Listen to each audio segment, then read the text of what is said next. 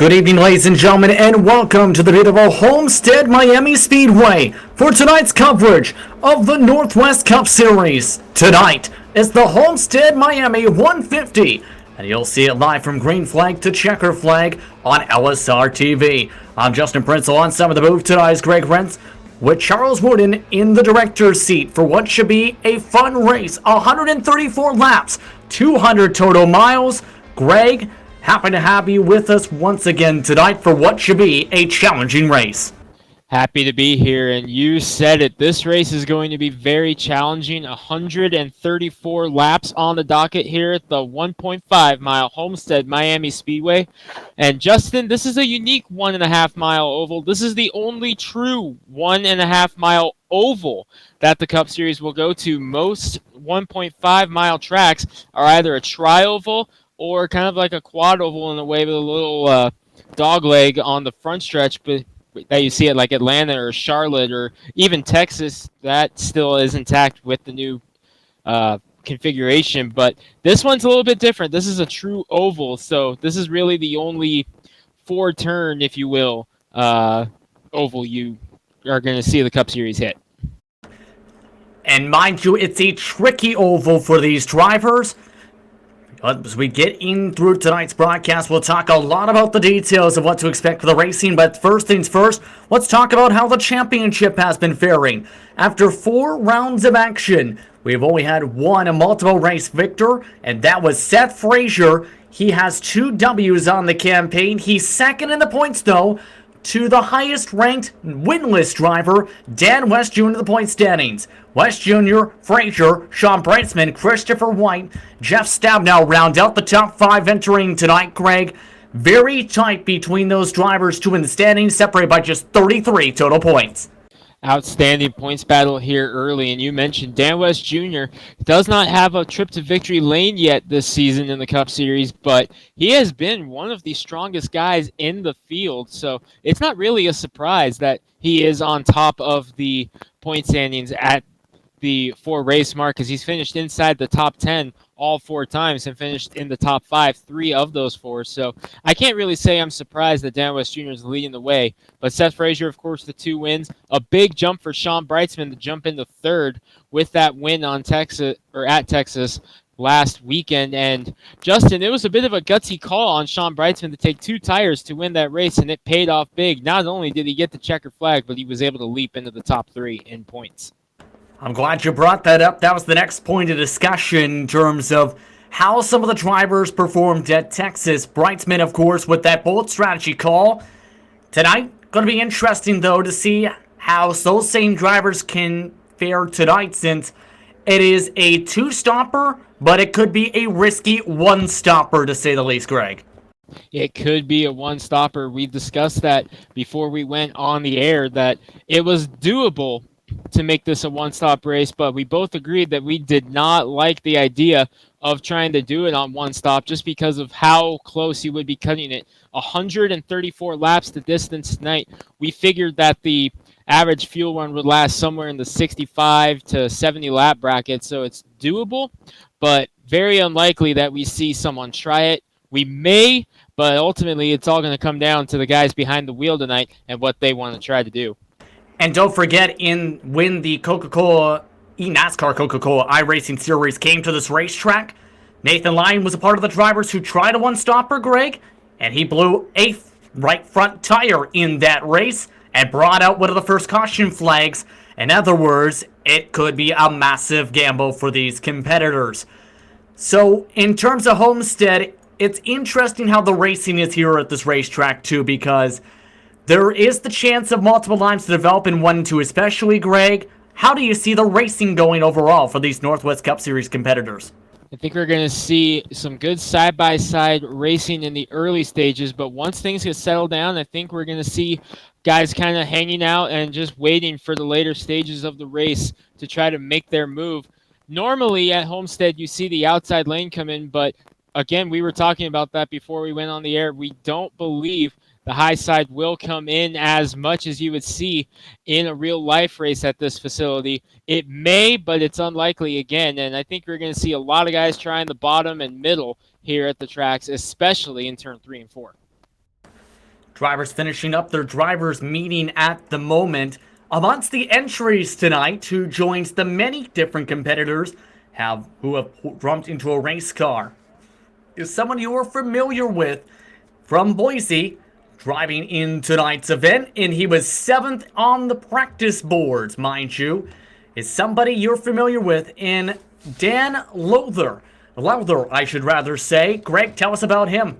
Yeah, Dan Lowther, I was very pleasantly surprised to see his name on the entry list because I wasn't even aware he was on the iRacing server. He's from the Boise area. He calls Meridian Speedway his home track in Meridian, Idaho, just outside of Boise. He comes up to the state of Washington, Yakima, Washington, every year for the Fall Classic. That's kind of our big end of the year race. That's our version of the Homestead-Miami weekend that this facility used to host every year up until this year when it got moved to Phoenix. That's our version of it in the Northwest, the Fall Classic at Yakima. You ask any race fan in the Pacific Northwest, they will tell you that the Fall Classic is a marquee, must-go-to event. And Dan Lowther, we all met him a couple of years ago at the Fall Classic. He came up out of nowhere and ran top 3 the entire night. No one knew who he was. Since then, we have always looked forward to catching up with him at the Fall Classic every year, and I was very, very happy to see his name on the list tonight. And I'm watching for the green number 63 to make a run here tonight, as he was pretty solid in practice session, just a 10th off of quick time. So I was very happy to see him in the field and looking forward to seeing what he's got here in his Northwest Racing Series debut. Really curious to see how he'll do as well. Another one driver who will also be making their debut tonight is Timothy Ricketts Jr. for this evening, who is on the bottom tier of the practice tonight. But many of these drivers are finishing up their race meeting for tonight and getting ready to head onto the racetrack. How important is qualifying going to be? Because this is a massive field, Greg. 37 different drivers made it to this track tonight.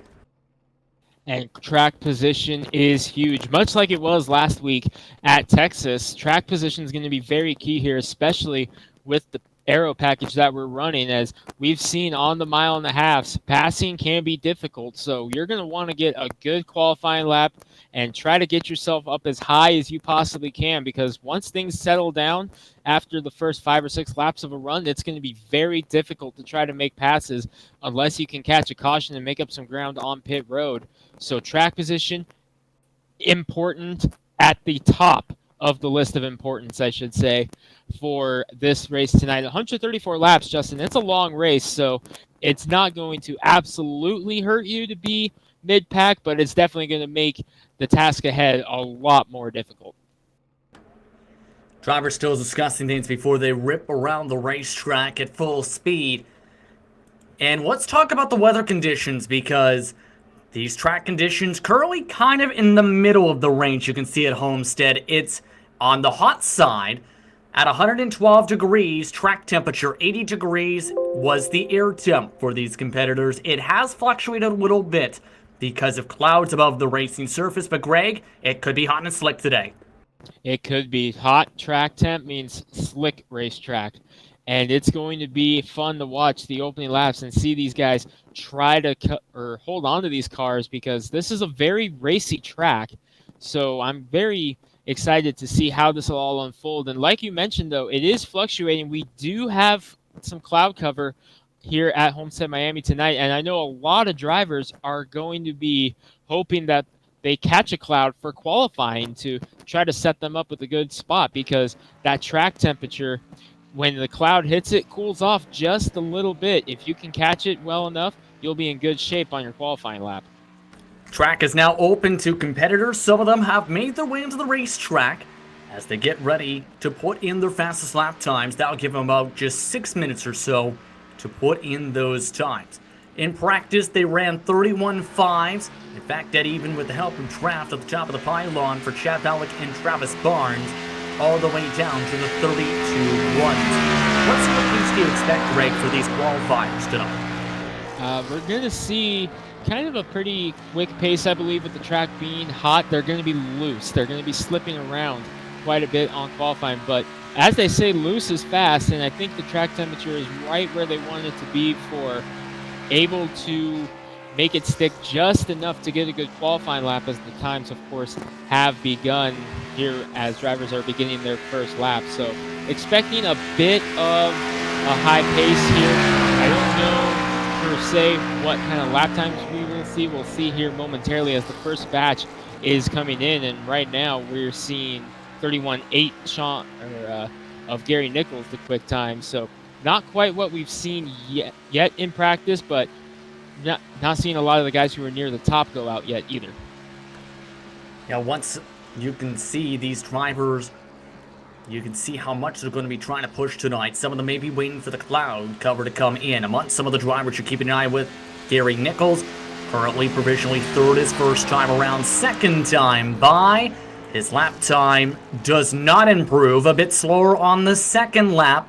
A 31.873 is his best total time. Already, 14 different cars have put in times. Brian Barnes, the second quickest. Your friend in Dan Lowther is the quickest so far, Greg. Making his debut in the Northwest Series tonight, he just got bumped by just 3/1000ths of a second. Justin McClure, who, if you recall last week, Justin, he was in good position at the end of the race after kind of struggling to find the fast way around Texas Motor Speedway for the first 25 laps or so. He found himself up there contending for the win at the end of it. He's trying to follow up that solid run with a good time here tonight. He just gets knocked off by Travis Barnes in the number 3, who was tied for fastest in practice. So kind of a very close qualifying session here, as we have, looks like, 8 cars in the 31.7 second bracket, and Travis Barnes went that lap on, I believe, his first qualifying lap. So not only is that the quickest time, he did it on his first lap. Yeah, that's one of the interesting things with this package is a lot of the times, it seems, will usually typically come on the first lap because of how tight it can potentially get around the second lap with the amount of fall off at this racetrack. Put this into perspective, up to 2 seconds projected potentially for these drivers from start of a long green flag run to the end of a long run. Corey Armstrong, for example, is among some of the drivers who were trying to practice that. He did not put in an official qualifying time either time by around the racetrack, so he's now just logging practice. A couple of competitors are on the racetrack. Devin West Jr. is among some of them that are starting to get up to speed, it appears. The 55 machine is one of many competitors you had to put in the time in the final 3 minutes.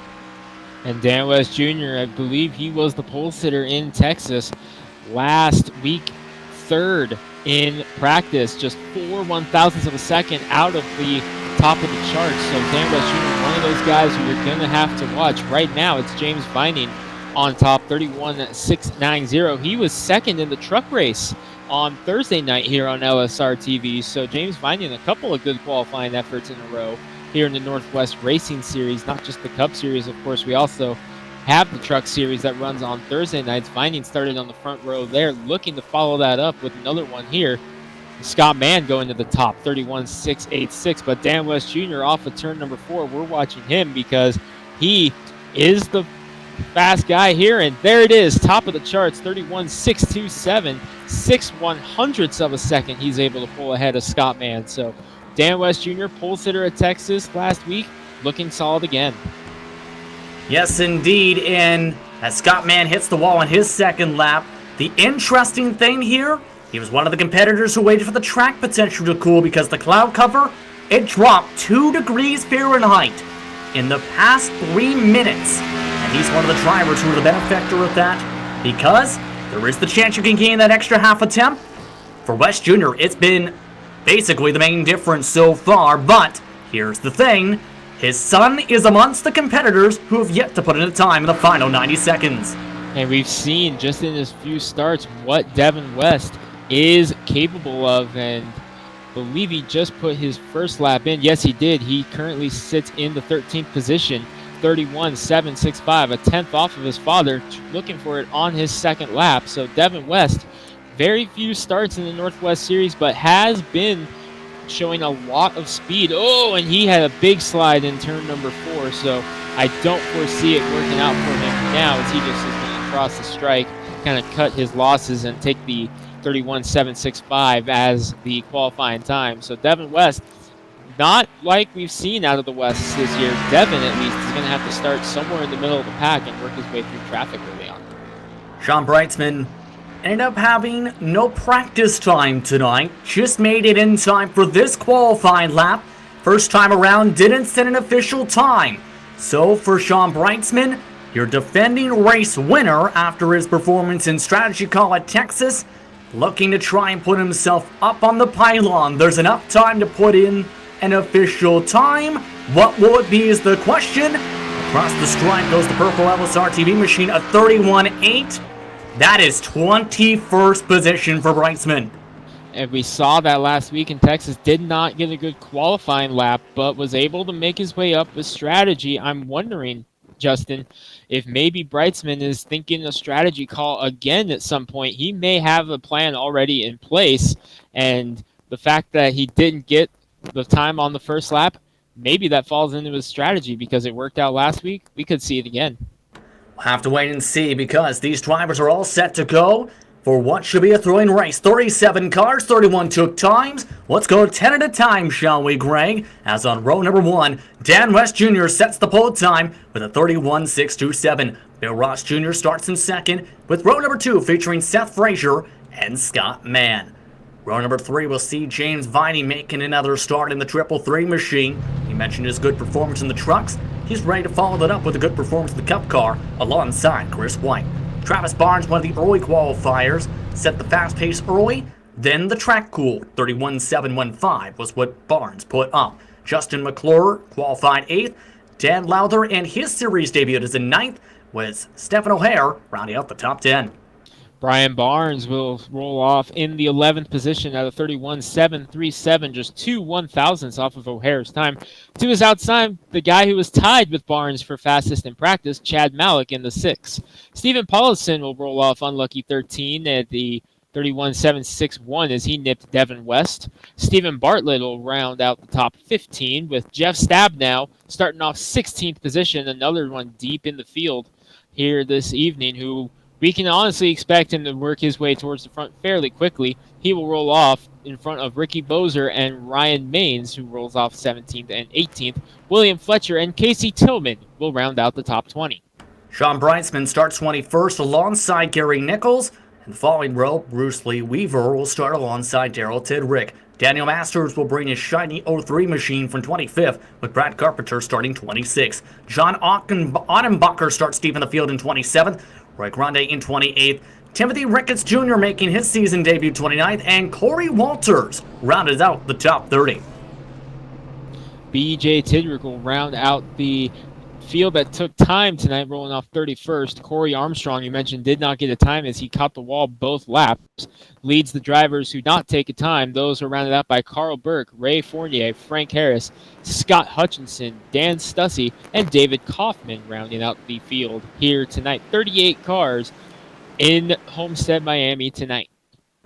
The drivers who did not make it to the grid or sent to the back of the field rather tonight in EOL, Scott Mann, Sean Brightsman, the ones who will start from the pit lane, Ray Fournier and David Kaufman for tonight.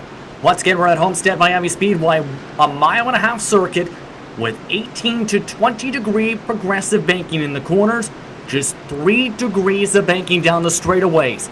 The backstretch is set up higher than the front straightaway to help the visibility of the grandstands for the fans watching at the start and finish line area, as set up when the track was renovated multiple times over. But these drivers are ready to put on a show in the daytime.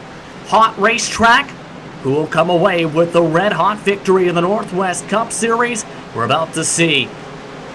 The 55 starts on the inside, the 17 on the outside, the green flag's up and away. We're underway from Homestead-Miami.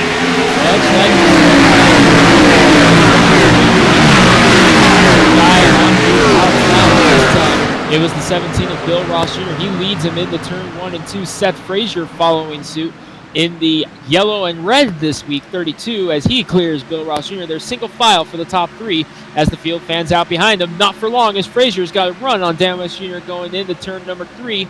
Almost clears him as they go through 3 and 4. They're door-to-door for the lead. Frazier on the bottom side, West Jr. trying to get the run on the top side. And that's one of the main things. You're able to defend at least half a lap up on the top side in 3 and 4. But the bottom line is the preferred line, especially about a quarter lane up, just at the edge of where that light gray pavement turns to dark gray. But West Jr. was able to defend that full lap around, Greg. Great job by Devin West Jr. to make the outside lane work. So perhaps, possibly the middle line might be where you want to run here in the early stages. It's not going to bit of a slide, pardon me there. Bill Ross Jr. nearly lost it in 3 and 4, like we've seen some drivers in qualifying. He was able to save the car, though, lost 2 spots. That checked up many drivers in the back. He nearly pushed tight into the car above them this time.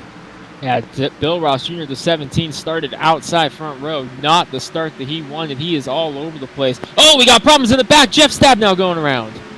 Contact sends him hard into the grass. No caution flag off the racing surface. So the 24, Jeff Stabnow, in severe trouble. The Walt Beard Co. machine with significant damage early. Big problems for Jeff Stabnow in the 24. Tough break for him, not the way he wanted his race to start. And as you see on the replay, it looks like contact with what was Ryan Maines. And Maines had gotten loose a couple times off the corner and the straightaway, Greg. Yeah, so definitely not the way either of those drivers wanted. Maines was getting loose off the corner, and unfortunately, Stabnow was right there and fell victim to it. So Jeff Stabnow, another night where his work is now cut out for him. On the right side, he has drafting buddy. Devin West is falling away to 35th position. One of the drivers believe to start from the pit lane, so he's got a car to work with for now. As this is going on, though, Seth Frazier, he's looking to try and get the run back on Dan West Jr., and it can be pretty difficult to pass with the aero push here. And we've seen some of the examples, especially with the way you can carry momentum on the top line off the corners. The high line is definitely the preferred line on exit, but here the advantage is just so much on the bottom through the center and on entry that it almost washes out that run on the outside, as West bobbled a little bit there trying to hold off Seth Frazier, and that bobble is going to allow Seth Frazier, much like the opening lap, to get a run on the inside as he goes down into turn number 3. This time he will clear him. Seth Frazier leads the way at Homestead now. West trying to think of a crossover. Chris White right there in the catbird seat. Drag stretch down the front, or drag race down the front stretch. Frazier leads the line, but West Jr. has the preferred lane into turn number 1. Move to 55. Back in top 4 now if he can clear the 32. West Jr. able to complete the crossover off the exit of turn number 2, but here comes the run for Frazier. All of a sudden, though, Chris White up +3 positions. He wants to try and join the fun for the top 3. Frazier preferred line off the corner, coming up and down the hillside, able to get clear. Frazier now forcing a side-by-side between the 55 and the 83. He elects to take the middle line this time instead of going to the bottom. I'm thinking the middle line might be where you want to be in the early stages of a run, as that seems to have been where Dan West Jr. was at his best, and that's where Seth Frazier was finally able to complete the pass. Now he's taking the bottom, and that allows Chris White to settle into the middle, and there you see right there he was able to clear West. He's going to get a run down to the bottom, and he's going to take a peak low on Seth Frazier going into turn number 1. So Chris White now in second, and he's not exactly right in the bottom. He's kind of up about half a groove. That forced Frazier to go up above the middle line, and as a result, Chris White is able to hang with him off corner exit there. Chris White has not led a lap in the series since Daytona to begin the campaign, where he led 7 of the 78 laps. He's looking to lead his 8th total lap. Still can't get the run he wants to yet on Frazier quite yet, as they start lap number 10. 124 laps to go this time by. And that AMSOIL machine looking like it's getting fairly tight, having to back off the gas compared to that Bright Menards machine as the caution comes out.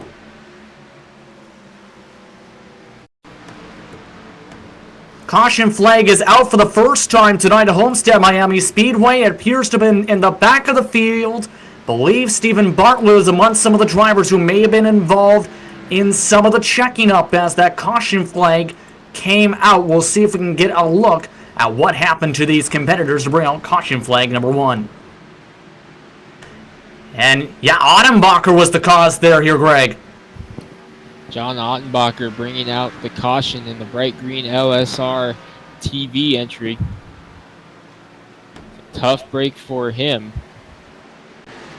And you see at the start of the replay, had a little bit of help there on top of that, Greg, and that can be the potential possibility once you get a mid to long run in here, is there can be different types of speed carried into the corner.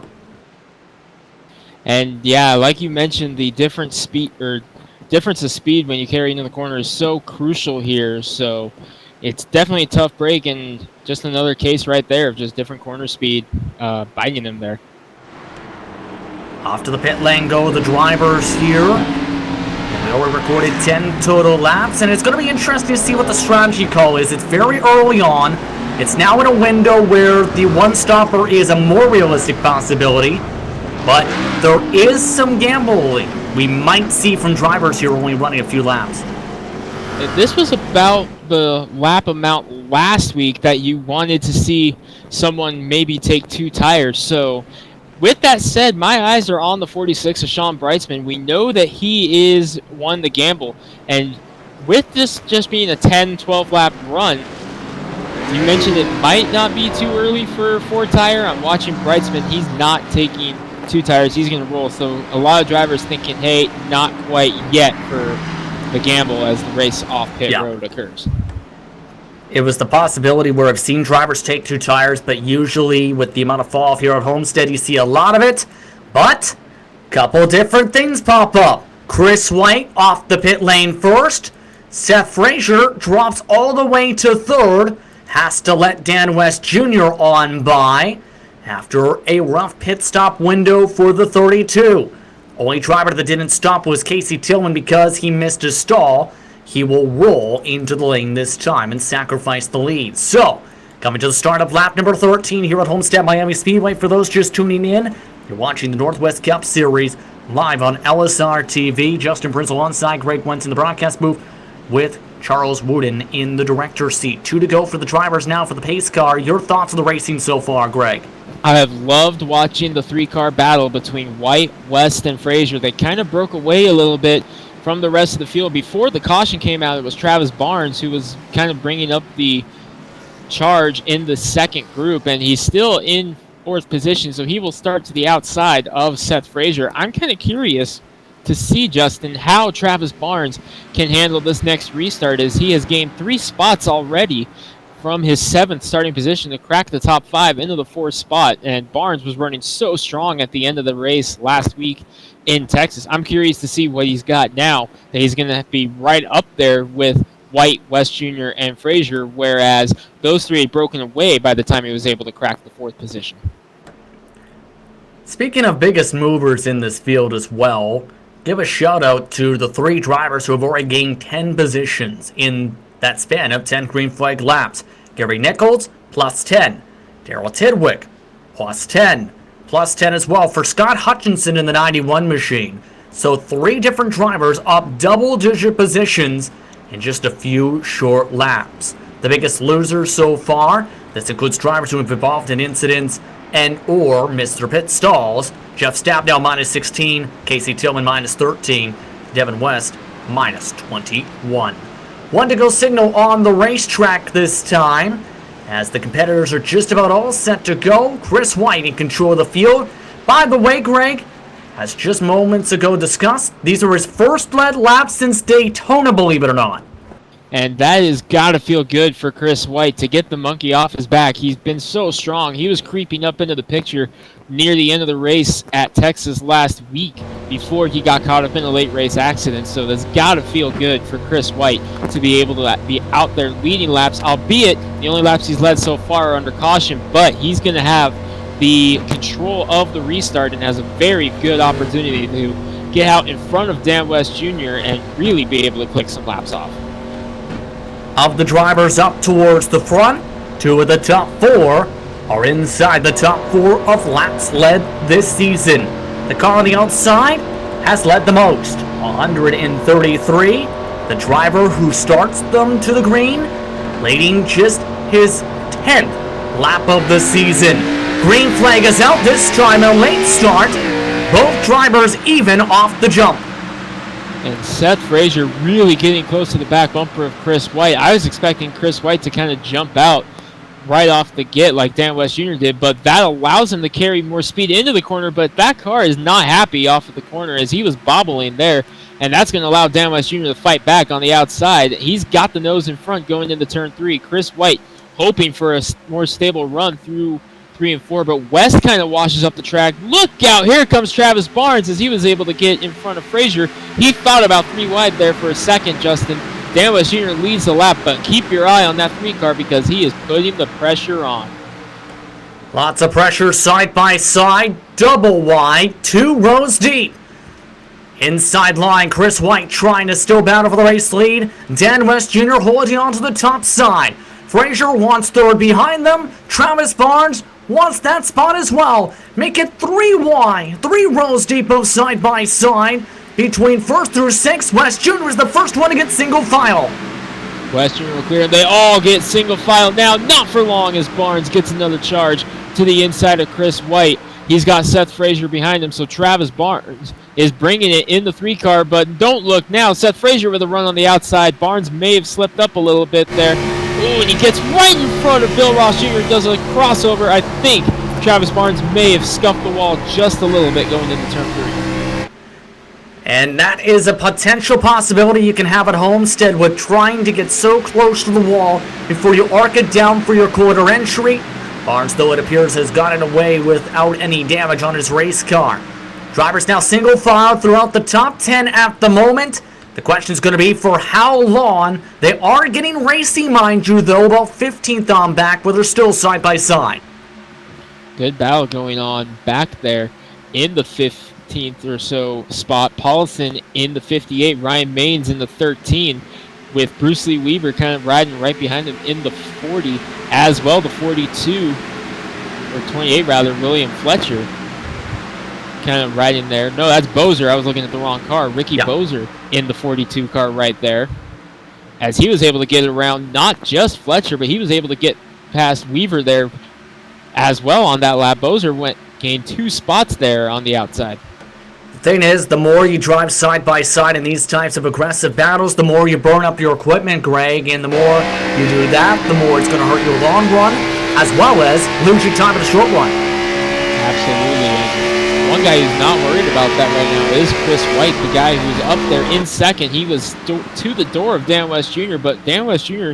is just so good on corner exit right now on the high side that's able to negate every single run that he gets, as West Jr. trying to get back up now in front of Seth Frazier, trying to carry the momentum on the outside and perhaps pull Frazier with him as they're side by side for the 2nd spot. Travis Barnes in 4th, kind of hanging out, just watching it all unfold in front of him now as things have settled down behind him between Ross Jr. and McClure. The battle is for 2nd.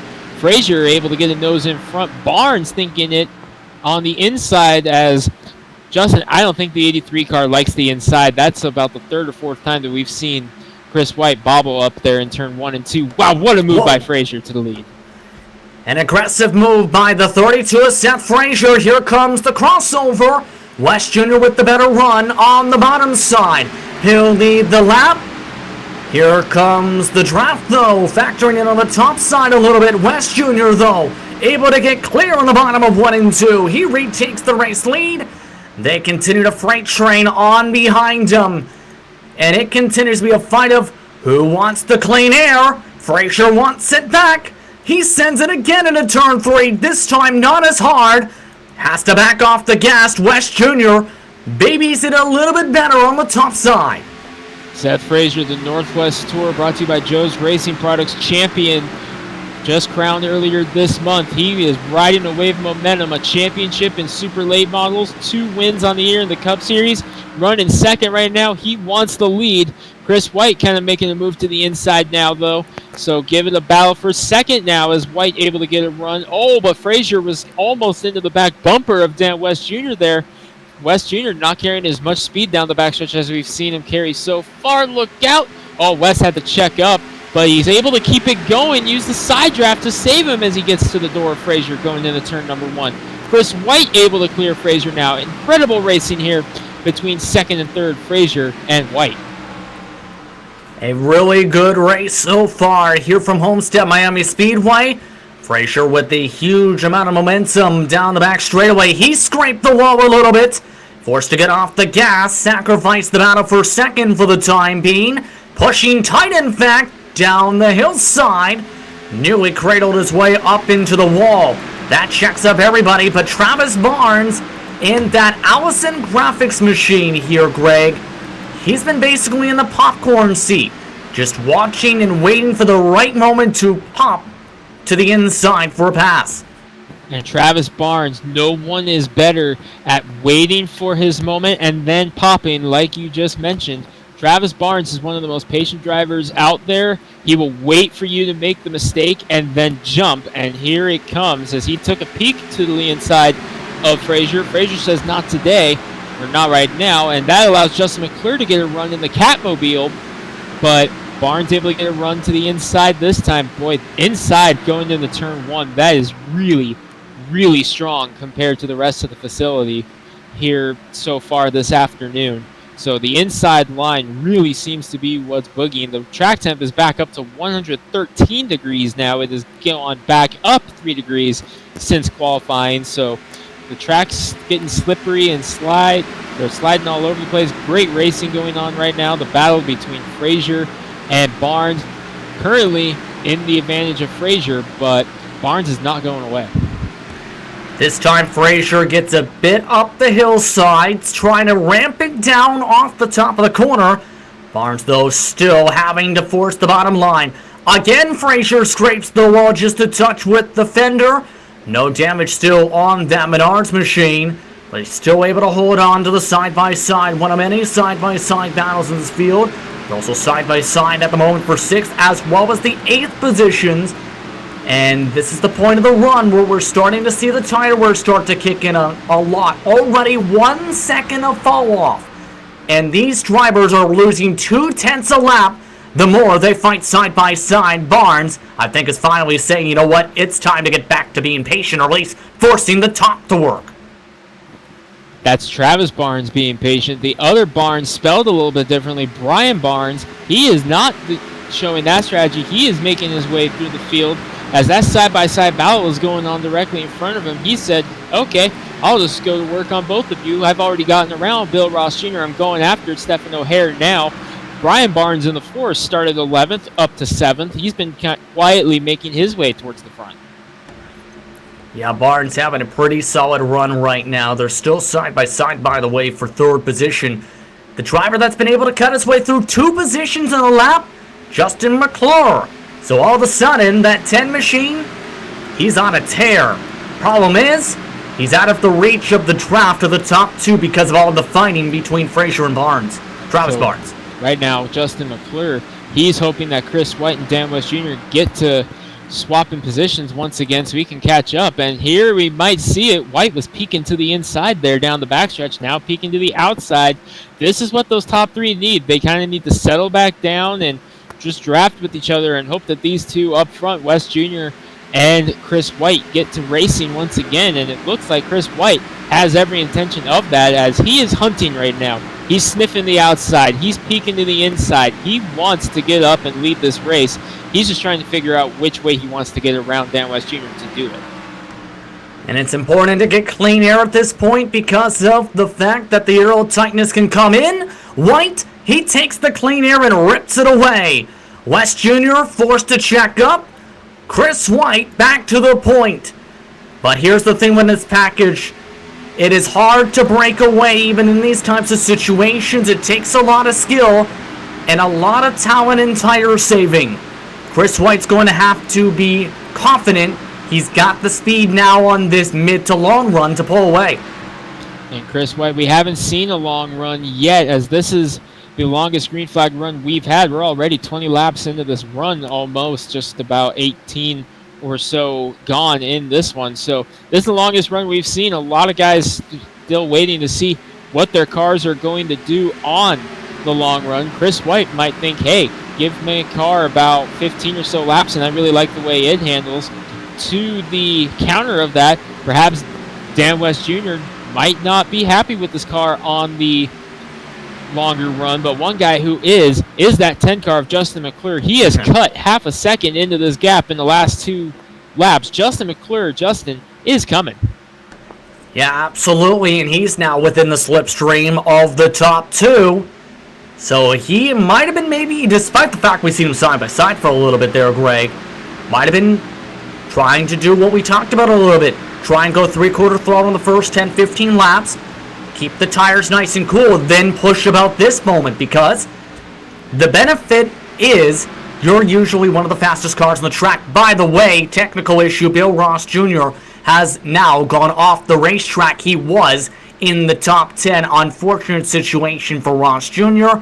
He's now falling down the pylon. But the battle continues up towards the front.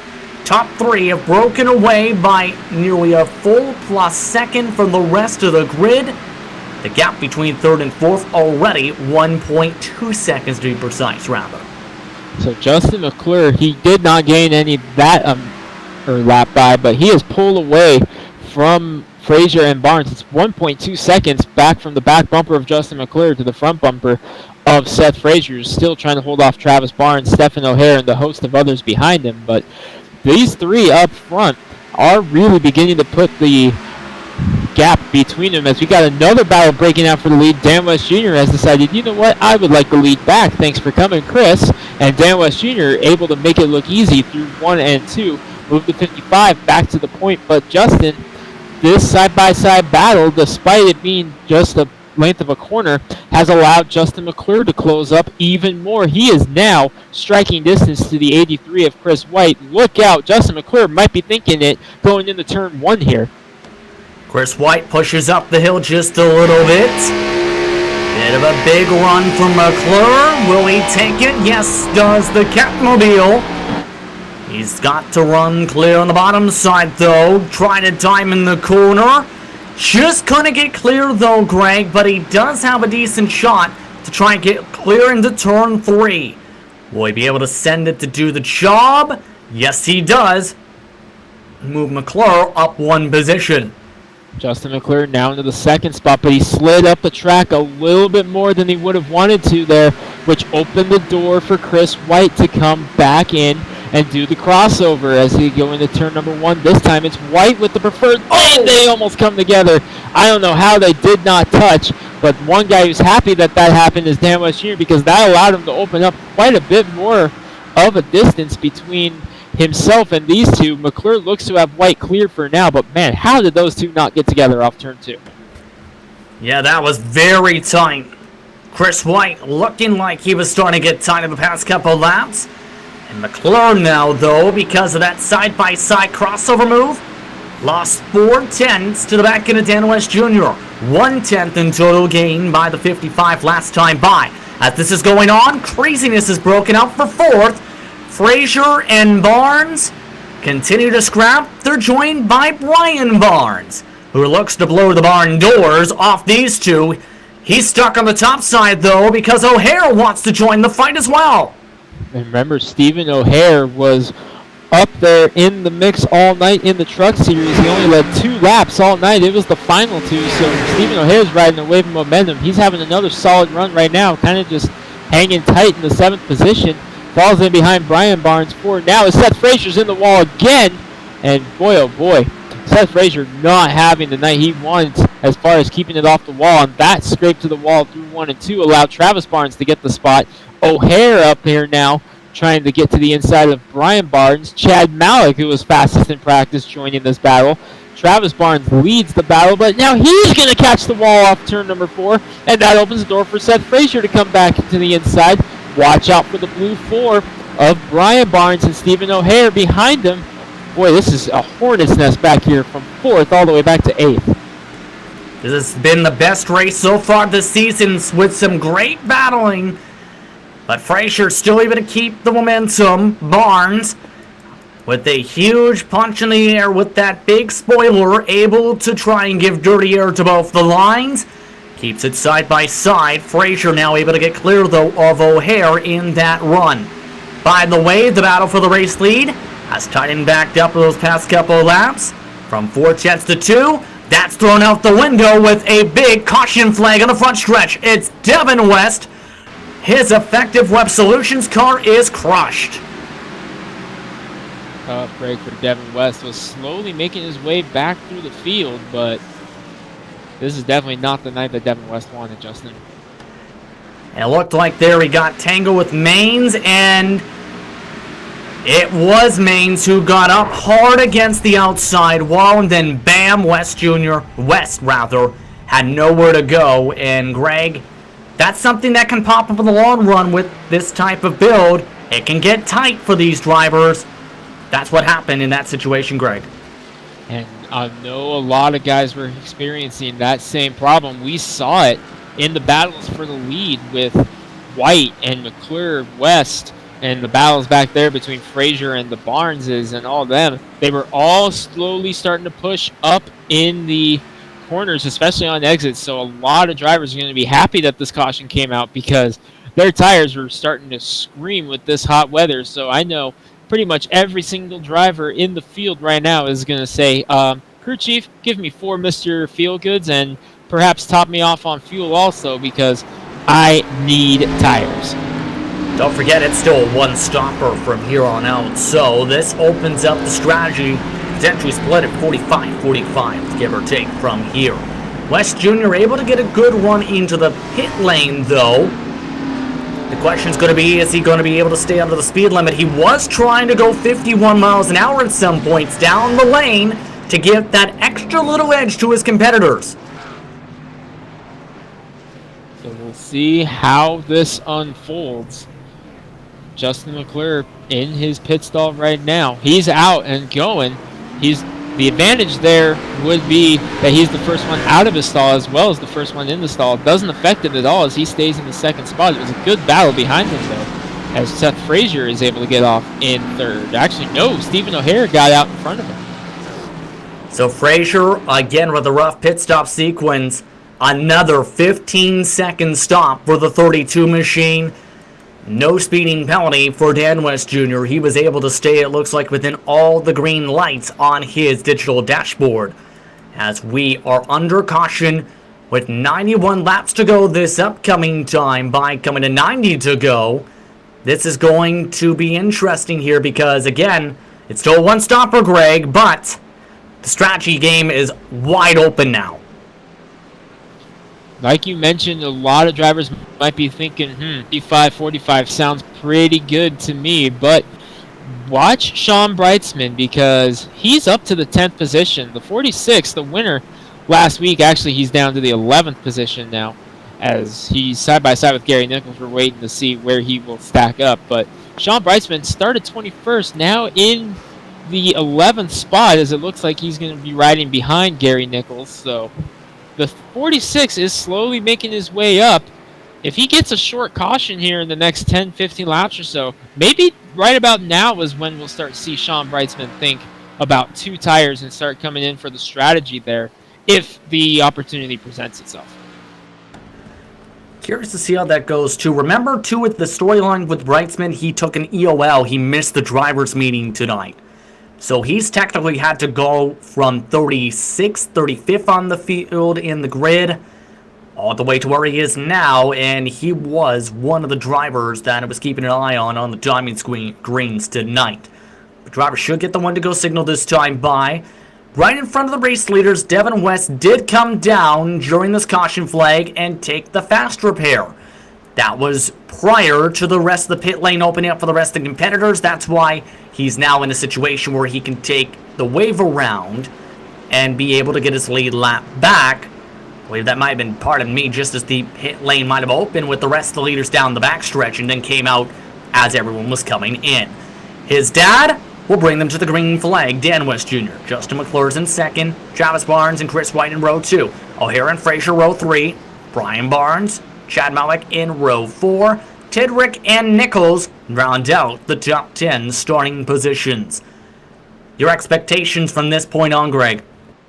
I'm wondering if we're going to keep seeing the racing that we've seen from the likes of West Jr., McClure, Travis Barnes up in the third spot now. He was able to get past Chris White on pit road. So I'm wondering if we're going to see the same racing from the cast of characters we've seen, or are they going to settle down now that they kind of have an idea that they can make it on one more stop? Will we see them settle down and save it and try to make sure that they're still intact for that final 45 laps? The best race so far this season for the Northwest Cup Series. Just a couple caution flags. 46 down, 88 to go. Pace car is off. West Jr. goes for the early launch this time. As we're back racing from Homestead-Miami. What a launch for Dan West Jr. already 2 car lengths ahead. We've seen that out of Dan West Jr. He loves the jump early, so it's totally legal, so there is absolutely nothing wrong with that. He loves to do it, and we saw Chris White kind of hesitant to pull that off. Oh, we got a problem in the back. One car shot down to the apron. Not sure who that was. Bruce Weaver is the man who is mowing the grass in the Havoing machine. Able to save it, though. He did have a little bit of help from the back bumper, however, off the corner. The 40 tried to clear himself in front of James Vining, and James Vining ends up accidentally making contact. More drivers are spinning in live action, though. One car hard across the pit wall. And it's one of the drivers involved in an incident before. It's Timothy Ricketts Jr., the 106. No caution, though. He stayed off the racing surface. Tough debut for Timothy Ricketts Jr. in the 106 as he's being scored on the monitor. So definitely not the night he wanted for his debut. Couple of incidents, and now here about 1/3 of the way through, definitely probably a night that you're going to want to forget. Yeah, and he's going to need a caution flag to be able to use his fast repair to have a shot in this one, losing tons of valuable track position and time. Right now, lots of battles shaping up across the racetrack, keeping an eye on what's going on towards the front. West Jr., McClure, and Travis Barnes is the top 3. And so far, there hasn't been a major scrap yet. But it's the question of, will we see that happen? We've seen a lot of back and forth, remember, Greg, in the first 10 laps or so of each and every run so far. But a driver who's up in the mix that was not part of any of those early scraps was Justin McClure. Remember, his car took about 15 laps to really come in, so yeah. I'm wondering if we're seeing that pay dividends once again. If McClure isn't happy with his car on the short run, he might be scared to try to go after Dan West Jr. because he's not sure what his car is going to do, and that's why he's kind of hanging back right now and just letting his car come to him on these new tires. And trying to save the tires, too, to make sure he's able to make the pass quickly and then take off.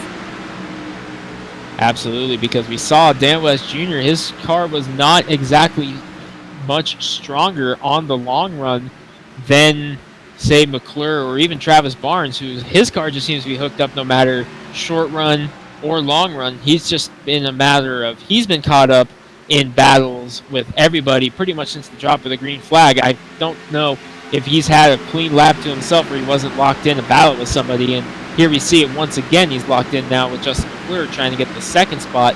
I don't know if we've seen the full strength of what that 3 car has yet. I don't think so either quite yet. He hasn't had the chance to take the lead quite yet. He does have a tiny nick to his right front fender, but it hasn't really been affecting him. There is a side-by-side battle, by the way, going on for 8th position. That's where one of the biggest movers is. Daryl Tidwick, we mentioned his name before. He's a plus 16. He's really scrapping with Brian Barnes right now on the bottom side. He showed no fear cutting his way up to the field in the Toyota Camry. I see what you did there. Daryl Tidwick started 24th. This pass for Brian Barnes will put him 8th. Daryl Tidwick quietly making his way to the front. He has gained an unbelievable amount of positions, 16 of them now with this pass on Brian Barnes. Yeah, and take a look who's coming up behind them, though. Sean Breitzman, he's coming in quickly, too. You mentioned him during the last caution. He's now got himself to 10th, and he's right now one of the quickest cars on the racetrack. Not as quick as the leaders, yes, but he's in the ballpark to where he's fast enough to be able to at least make passes on the next 2 to 3 cars in front of him before he equalizes out. And if he can catch a caution, we know Sean Brightsman is not afraid to gamble. So Sean Brightsman, this might be playing into him just like last week did. Kind of hanging back there right now, dealing with Barnes, trying to catch up to him as he pulls away from Gary Nichols. And Brightsman taking a lower entry than Brian Barnes. Boy, Brian Barnes took a really high entry there. I'm not so sure that was his intention, as that allowed Brightsman to get right up on him. Not quite to the door, though, as Barnes was able to use the outside lane to his advantage to get a better run off of turn 2 and shut the door on Brightsman. But I'm not so sure that going up that high was Brian Barnes' intention. I'm not quite sure either because, again, middle to bottom has been the preferred line. Top line, you usually go up there if you're not having the best of cars. But speaking of cars that have been really good, though, tonight, P4 trying to take over P3. Chris White, he wants his top 3 back. Travis Barnes, not giving up without a fight as they continue to scrap. This has allowed O'Hare, mind you, to enter the conversation for this scrap as well. Chris White, he has been up in the lead. He's been down around 4th, started 6th. Kind of an up and down night so far for Chris White. Kind of struggling on pit road a little bit, especially that last one as he lost a couple of spots on pit road. So kind of an up and down night for Chris White, but we know that the 83 car has a lot of speed, as he was able to prove that when he was able to drive right past Dan West Jr. earlier in the race on a green flag run. So a lot of speed in that 83 car, just hasn't quite had the luck to really be able to stay up front so far tonight. Yeah, I agree. Just hasn't had quite the luck. By the way, as you might have noticed, McClure has fallen back to these cars as well. He has been slipping and sliding in some of the quarters. He is also, mind you, though, take a look at the right front quarter panel, or front fender, I should rather say. That's crushed in. That is a problem, Greg. That is straight line speed. He's down, and that is trouble. And you can see right here what that effect is having on Dan West Jr. as far as his lead goes, because West Jr. is able to pull away, and this damage for Justin McClure could not come at a worse time, because we were just getting ready to see if what he had on the long run was there once again, as we were closing in on that lap time that he was able to start his run, and Travis Barnes has just been able to drive past him. He's trying to bring Chris White with him, so Justin McClure, right when his car was getting ready to come to him, something happens, and unfortunately, looks like this just became a much more difficult night for Justin McClure. A very difficult one indeed. It came on his lap 56, for reference's sake, by the way, where there was a little moment where it looked like he got in squirrely and ended up hitting the outside wall. That's why he's got that damage and now has an anchor in terms of the straight line speed in the draft suck. That stacked things up for 4th position, though, for 4th rather, with Chris White. He's now sacrificed the bottom. Seth Frazier trying to get the run and take advantage as they continue to pull back away from Dan West Jr., who's been in clean air this entire run. And Dan West Jr. is on a rail right now. I'm keeping my eye on that 32 of Frazier, because yes, he was able to get around Chris White right there and is going to work on Justin McClure, but he has had a rough night as opposed to making friends with the outside wall, because he's hit it 3 or 4 times tonight in that 32 car, and here you see Chris White coming right back. So Seth Frazier, another one whose night just hasn't gone the way he wants it to. Ooh, and he kind of took the high line there off of turn 4, had to stay in front of Chris White and get a run on Justin McClure, as you're really seeing it now, just the sheer difference in straightaway speed with that 10 car as opposed to the rest of these guys around him. Barnes starting to pull away, but he's got so much ground to make up on Dan West Jr. It's going to be a very difficult task, but Justin McClure might be catching a break here with this battle going on between Chris White and Seth Frazier behind him. Yeah, at least a little bit of respite for the time being with all the scrapping. Here's the bright side, though. Remember, there is a fast repair available in this series, so if he does get a caution flag, that might be a saving grace, or when he goes in the pit. The more positions he can hold on to, though, the easier the job will be for the second half of the stint if it gets to green flag pit stops. We're still about 10 laps or so away from the green light to make it on fuel. We'll see how it unfolds, and we'll see how the next 10 laps go, as Justin McClure, honestly, Seth Frazier's going to have to make a move like he's making right now. He's going to have to make it quickly if he wants to hang in there with the rest of the field for the time being. He was able to get it around Chris White there, and now gets around Justin McClure. So Frazier able to get the spot. Fortunately for him, Travis Barnes has been having a hard time breaking away from them. So Frazier still very much within striking distance of Travis Barnes. As I say it, though, Barnes gets a really good run off of turn number 2. Frazier can now go to work on trying to catch back up to the bumper of Travis Barnes. Meanwhile, Dan West Jr. pulling away. An interesting pit stop call has seen Roy Grande pull into the garage area, enjoying the DNF list with Bill Ross Jr. tonight. That's unfortunate for the 51 machine. He had some right front damage. They continue to scrap, though, across this racetrack. 70 laps to go for the lead lap competitors. McClure drops back 1 position. Looking on behind them, though, O'Hare and Malik looking to scrap for 6th. There goes the blue number 6 on the bottom side, that VRX Simulators machine. Now making an appearance as the drivers in front scuff the wall. McClure might have scraped it a little bit more on that right front. That's exactly what he did not want in that 10 car. Now he's going to need a caution soon to be able to get that car repaired as much as he can, because now the more damage you get, the more it's going to affect your aero, especially in such a high package like this. It's so important to have that good aerodynamics, and the more damage he gets, the more it's going to be affected.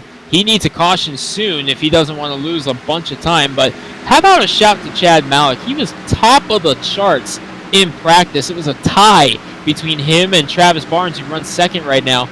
Malik, of course, didn't get the qualifying lap that he wanted, qualifying 12th, but showing that he has the long run speed to be able to get up there. He is in 6th now, knocking on the door of the top 5 with a crippled Justin McClure in front of him. So Chad Malik is looking pretty solid right now to try to get into the top 5. But Justin, who's that behind him? Sean Brightsman in his bright purple car.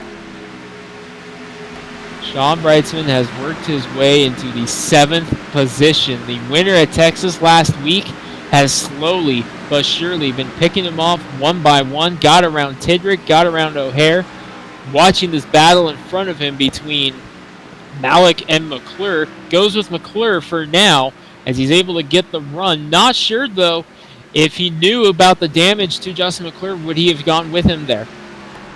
Not quite sure, but we are just past the halfway point of this race, by the way. 66 laps to go. Starting lap number 70 for these competitors on the racetrack. Next time by as well. It's been an interest far from home. And Malik giving a little bit of a shove that time. That was a little bit naughty. And McClure's now got some left front damage to add to his right front damage. Every time the car gets more and more damaged, that car is going to struggle more and more, as he lost 3 spots there. Granted, that was a result of having to check up after the hip check there from Chad Malik. So McClure, his day has gone from one of the strongest cars, probably the strongest car in the field, I would say, just based on how he was able to slice his way into the 2nd spot and put pressure on Dan West Jr. Now, his day has gone from good to bad, as put to Clint Boyer, and the Pro Invitational race at this very facility went from a good day to a bad day, as he is back to where he started in the 8th position, feeling the heat from No Fear Daryl Hendrick in the 45. So tough day for Justin McClure. Trouble for William Fletcher. He is now off the pace in 33rd position. So the 28 machine having some more trouble. He's had some rough moments in this race. Remember, he started towards the back and now has ducked his way into the pit lane. So Fletcher now taking an unscheduled pit stop, it appears, with service off and away. He is now not on the lead lap at the moment, getting lapped by the leaders this time by. Tough break for William Fletcher, and he was struggling all day in that 28 car. Qualified 19th and was really having a hard time getting through the field. As I checked in with him, he was sitting around 25th position, so not the day that William Fletcher wanted in the Hardee's ride. And it just got a little bit worse for him, as now he's going to be multiple laps down, I believe, once this is all said and done. Yes, 2 laps down for him with the unscheduled pit stop. And he comes right out in the middle of traffic. And interesting to see what he does here, because he only took a 9.7 second pit stop, which is very intriguing at this moment of the race. By the way, drivers can make it on fuel on the pit stops here. So Fletcher, not as quick as to be expected here with the amount of fall-off reaching that near estimated mark. It's currently at about 1.6-ish seconds of fall-off. So we'll see guys start thinking about coming in here shortly. Not quite yet though, but like you mentioned, we are in the fuel window now, but I don't think we're going to see them come in just yet. I think we're still going to see them going for quite a few more laps as Dan West Jr. just continues to pull away from Travis Barnes in the 3. No challenge out the back window right now as he's 2.3 seconds ahead. Barnes is doing a good job, though, keeping Seth Frazier at bay, staying a consistent 0.6 of a second ahead of Seth Frazier in the 32, who is feeling the heat from Chris White in the 83. Those two have broken away a little bit from Chad Malik in the 5th position. So Justin, the battle on the track in the top 5 right now is between the 32 and the 83. Malik is there in striking position, I would say, if something were to happen. But right now, the 32 and the 83, they have been going back and forth pretty much all day. Yeah, they have been stuck together all race long. And I'm curious to see if anyone tries to undercut one another in this grouping. Or Frazier keeps it off the cars. He hit the wall.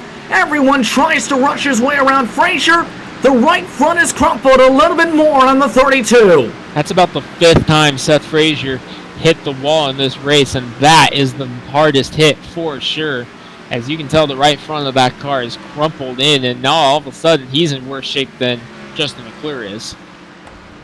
And it just seems like he struggles on the long run here, Greg. He's good on the short, but as soon as we get 15, 20 laps in each run, he's gotten higher and higher and higher up the track in 1 and 2, and has now gone into that point in 3 and 4 where it looks like he may have overcooked the right front.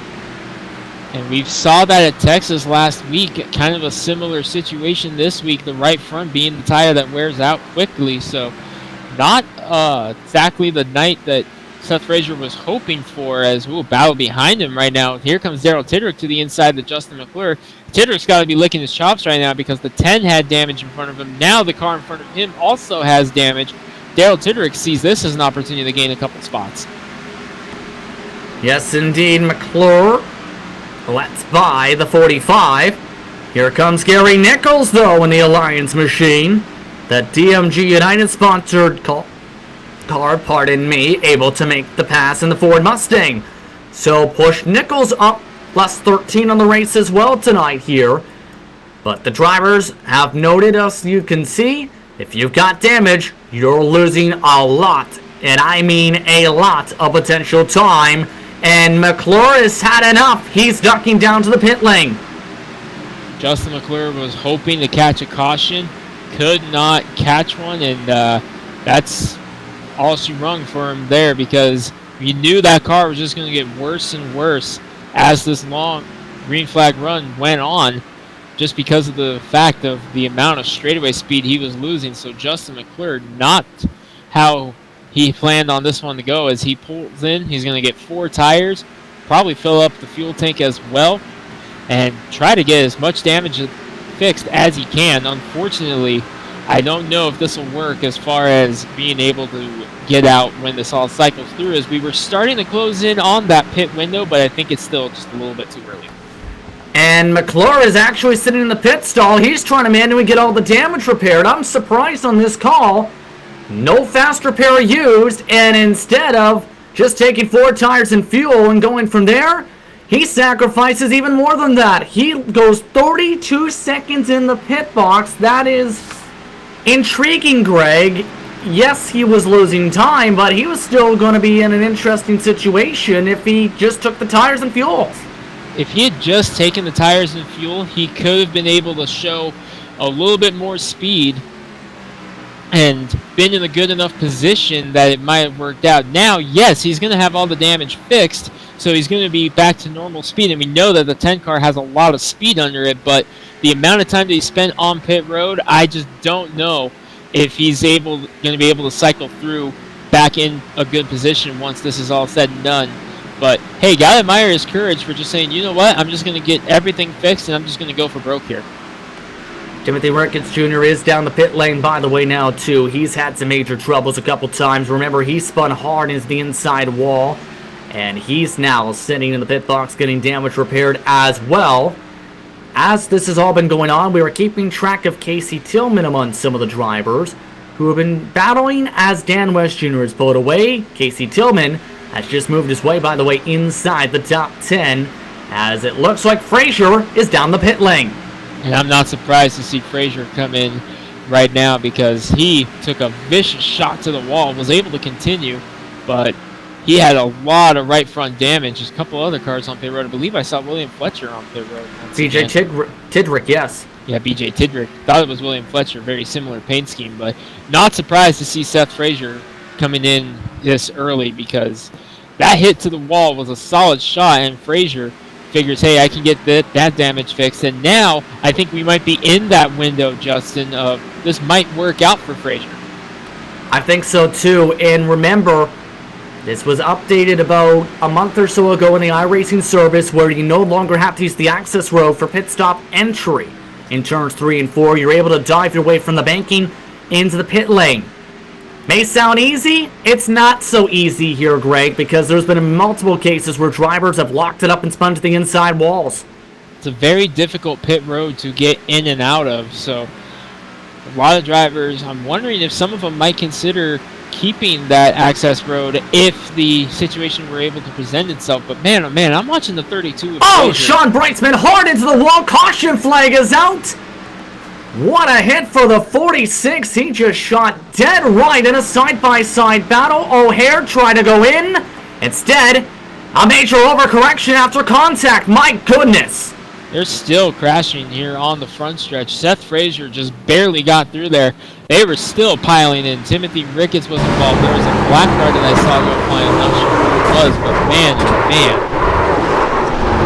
Oh my goodness. There was a couple lucky drivers in that situation there.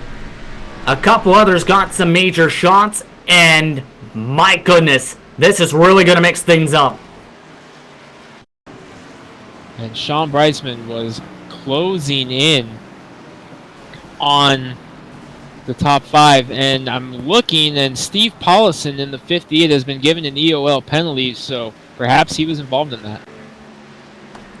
Yeah, Scott Hutchinson was also given an EOL. He was the man who basically locked up the brakes and all of that.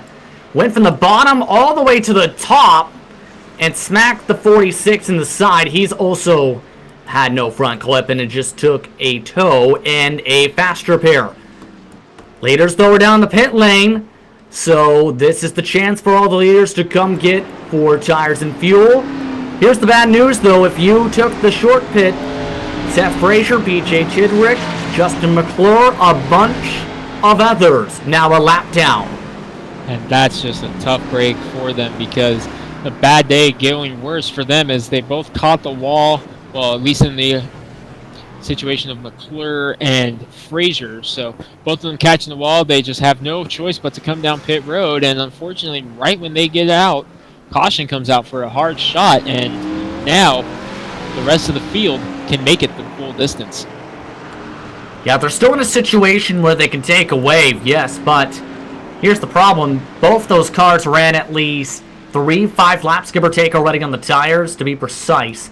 As double checking things here in terms of pit stop delta, those drivers specifically ended up pitting around lap 63 or to around 69. Pardon me, 70 to 74 to 74ish for those specific drivers.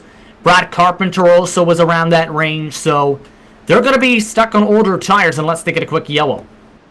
And no doubt they're going to be hoping for that. And it might not be out of the question because now we are late in this race where you've kind of reached the final third, you could say, of this race. So now drivers who have been kind of hanging out in the 5th, 6th position. Now they have an idea of what their car is going to do. We might see them get a little bit more aggressive here on the restarts. So breeding cautions might come into play here. So these guys might be banking on the fact that, hey, these guys are going to get antsy and try to make moves because we're that late in the race. If you're going to start making your moves, if you're in that 5th, 6th, 7th position, it's now. So this one might not be over for those guys. Yeah, there is the potential possibility of at least another yellow with some of the action seen, but it's been a very calm race here at Homestead-Miami Speedway. For those just tuning in here on LSR TV for the Northwest Cup Series, one of the most entertaining races this season. Here's a look at the top 10 after pit stops. Dan West Jr., Travis Barnes, Chris White, Stephen O'Hare, Daryl Tidrick, Chad Malik, Gary Nichols, Casey Tillman, Dan Lowther in 9th, and Ricky Bowser rounding out the top 10 positions at the moment. Man, oh man, it's been an interesting race, an intriguing race, where Dan West Jr. has looked to be the most dominant car in the field. And going back to last week, Dan West Jr. was the dominant car in the first half of the race. It was really only the strategy call of Sean Brightsman that unseated him from that position. We haven't and the seen two an big opportunity. ones. Yeah, and the two big ones, of course. But we haven't really seen that opportunity arise for these drivers to put themselves in that position, and we're seeing it right now. Dan West Jr. has just been in the right place at the right time, every caution, and is able to get off pit road first. But this brings the 3 of Travis Barnes right up to his outside with the lights out on the pace car. So we're going green this lap, and Justin, this is Travis Barnes' best shot of the afternoon. Yeah, absolutely. Starting on the outside of the front row. Track temp has gone down a little bit from the start as the day has moved along in sim time.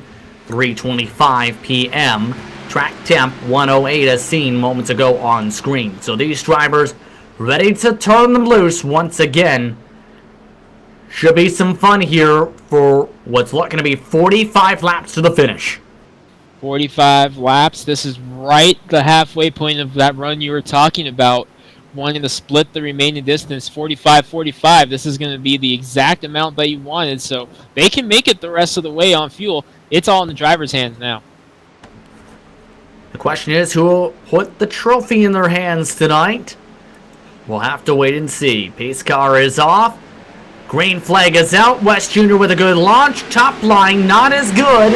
Off and away, West Jr. by about a car length and a half. Barnes able to get down in front of Chris White, though, and not letting the 55 get out as much as the others had earlier in the day. So Dan West Jr. able to get a good restart, but Travis Barnes hanging with him. Look at O'Hare making the move to the inside of the 83 of Chris White. O'Hare trying to creep onto the podium. O'Hare saying hello to the top 3. He tries to battle side by side while Travis Barnes wants to lead for one of his first times tonight. He dives to the inside, lets off the gas early than the 55. Dan West Jr. floors it up the hill. Barnes bobbles off the bottom. Has to get off the gas, loses momentum. Here comes the battle for second. White dives it underneath, forced to check up. White able to get to get his nose there, but Barnes was able to shut the door on him this time by as Chris White kind of falls in behind him. Lost a little bit of momentum there through 3 and 4 also, and Barnes is able to get about a car length back ahead of Chris White, but Chris White takes a little bit of a lower entry and is able to close back up, but Barnes stronger through the center of the corner. And Justin, this is just allowing Dan West Jr. to slowly pull back away, but now Barnes had a good exit off of 2 and goes right back to work on the 55 as he tries to close back in. Travis Barnes in his 4th race of the season. His best finish came at Texas. Just last race, came home with 2nd place and 17 laps led. Tonight, he's kept the car clean and he's been looking strong. Just cannot get a run quite yet on West Jr., keeping the same distance as before. Well, 3rd continues to scrap along. Chris White and O'Hare lose tons of time now down the back. Boy, you can see right there what the side-by-side does. Yes, it allows you to gain a spot and possibly lose a spot, but the guys in front of you and the guys behind you, Chad Malik and Daryl Tidrick, are able to pull away and close in respectively. Chad Malik, what a shout for him. him. He's up in the top 5 right now here late in the going. He must like this racetrack because he was top of the charts in practice. Must not have gotten a good qualifying run for him because he started 12th, but is hanging there in the top 5, battling with Daryl Tidrick right now. Good run for Chad Malik in the 6th, but up front, Dan West Jr. is feeling the heat from Travis Barnes. Barnes able to use the trap to close in about a 10th last time by. Will be able to dive to the bottom. Drivers move their way down the front straightaway into turn number 1. West Jr. able to protect the bottom. Barnes, though, looking to maybe ramp it up the banking. West Jr. slides up. Barnes forced to lift off a little bit. Just can't close the gap quite yet. By the way, you may be seeing a little bit of a smoke puff on the racetrack. I believe that might have been from Scott Hutchinson, who is just about a third of the road up here on the circuit. You see him in 31st position, currently a couple laps down. Not a good night for Scott Hutchinson as he's in danger now of going a lap down. But Travis Barnes back to the lead. I'm watching this battle develop. Barnes is much stronger on entry than Dan West Jr. is right now, but West has such a good run off exit, it counteracts it. So Travis Barnes, probably we're going to see him now start searching for a different exit line to try to make a move on Dan West Jr. There he kind of stayed in the tire track. So Justin, right now, it looks like Travis Barnes is kind of just following Dan West Jr., seeing what exactly he's doing to see if he can figure out a better move for himself if he's able to get back up there. Remember, though, he's dealing with the aero push. There's a massive difference in how you can take the corners. Clean air, you're likely able to go full throttle. Dirty air, you're likely having to burp the throttle or go three-quarter throttle to be able to save your tires, because that dirty air is almost like double the weight to the race car in the steering column if you have direct drive. And you also burn up to 20% more tire wear in dirty air for a whole run compared to being in clean air for a whole run.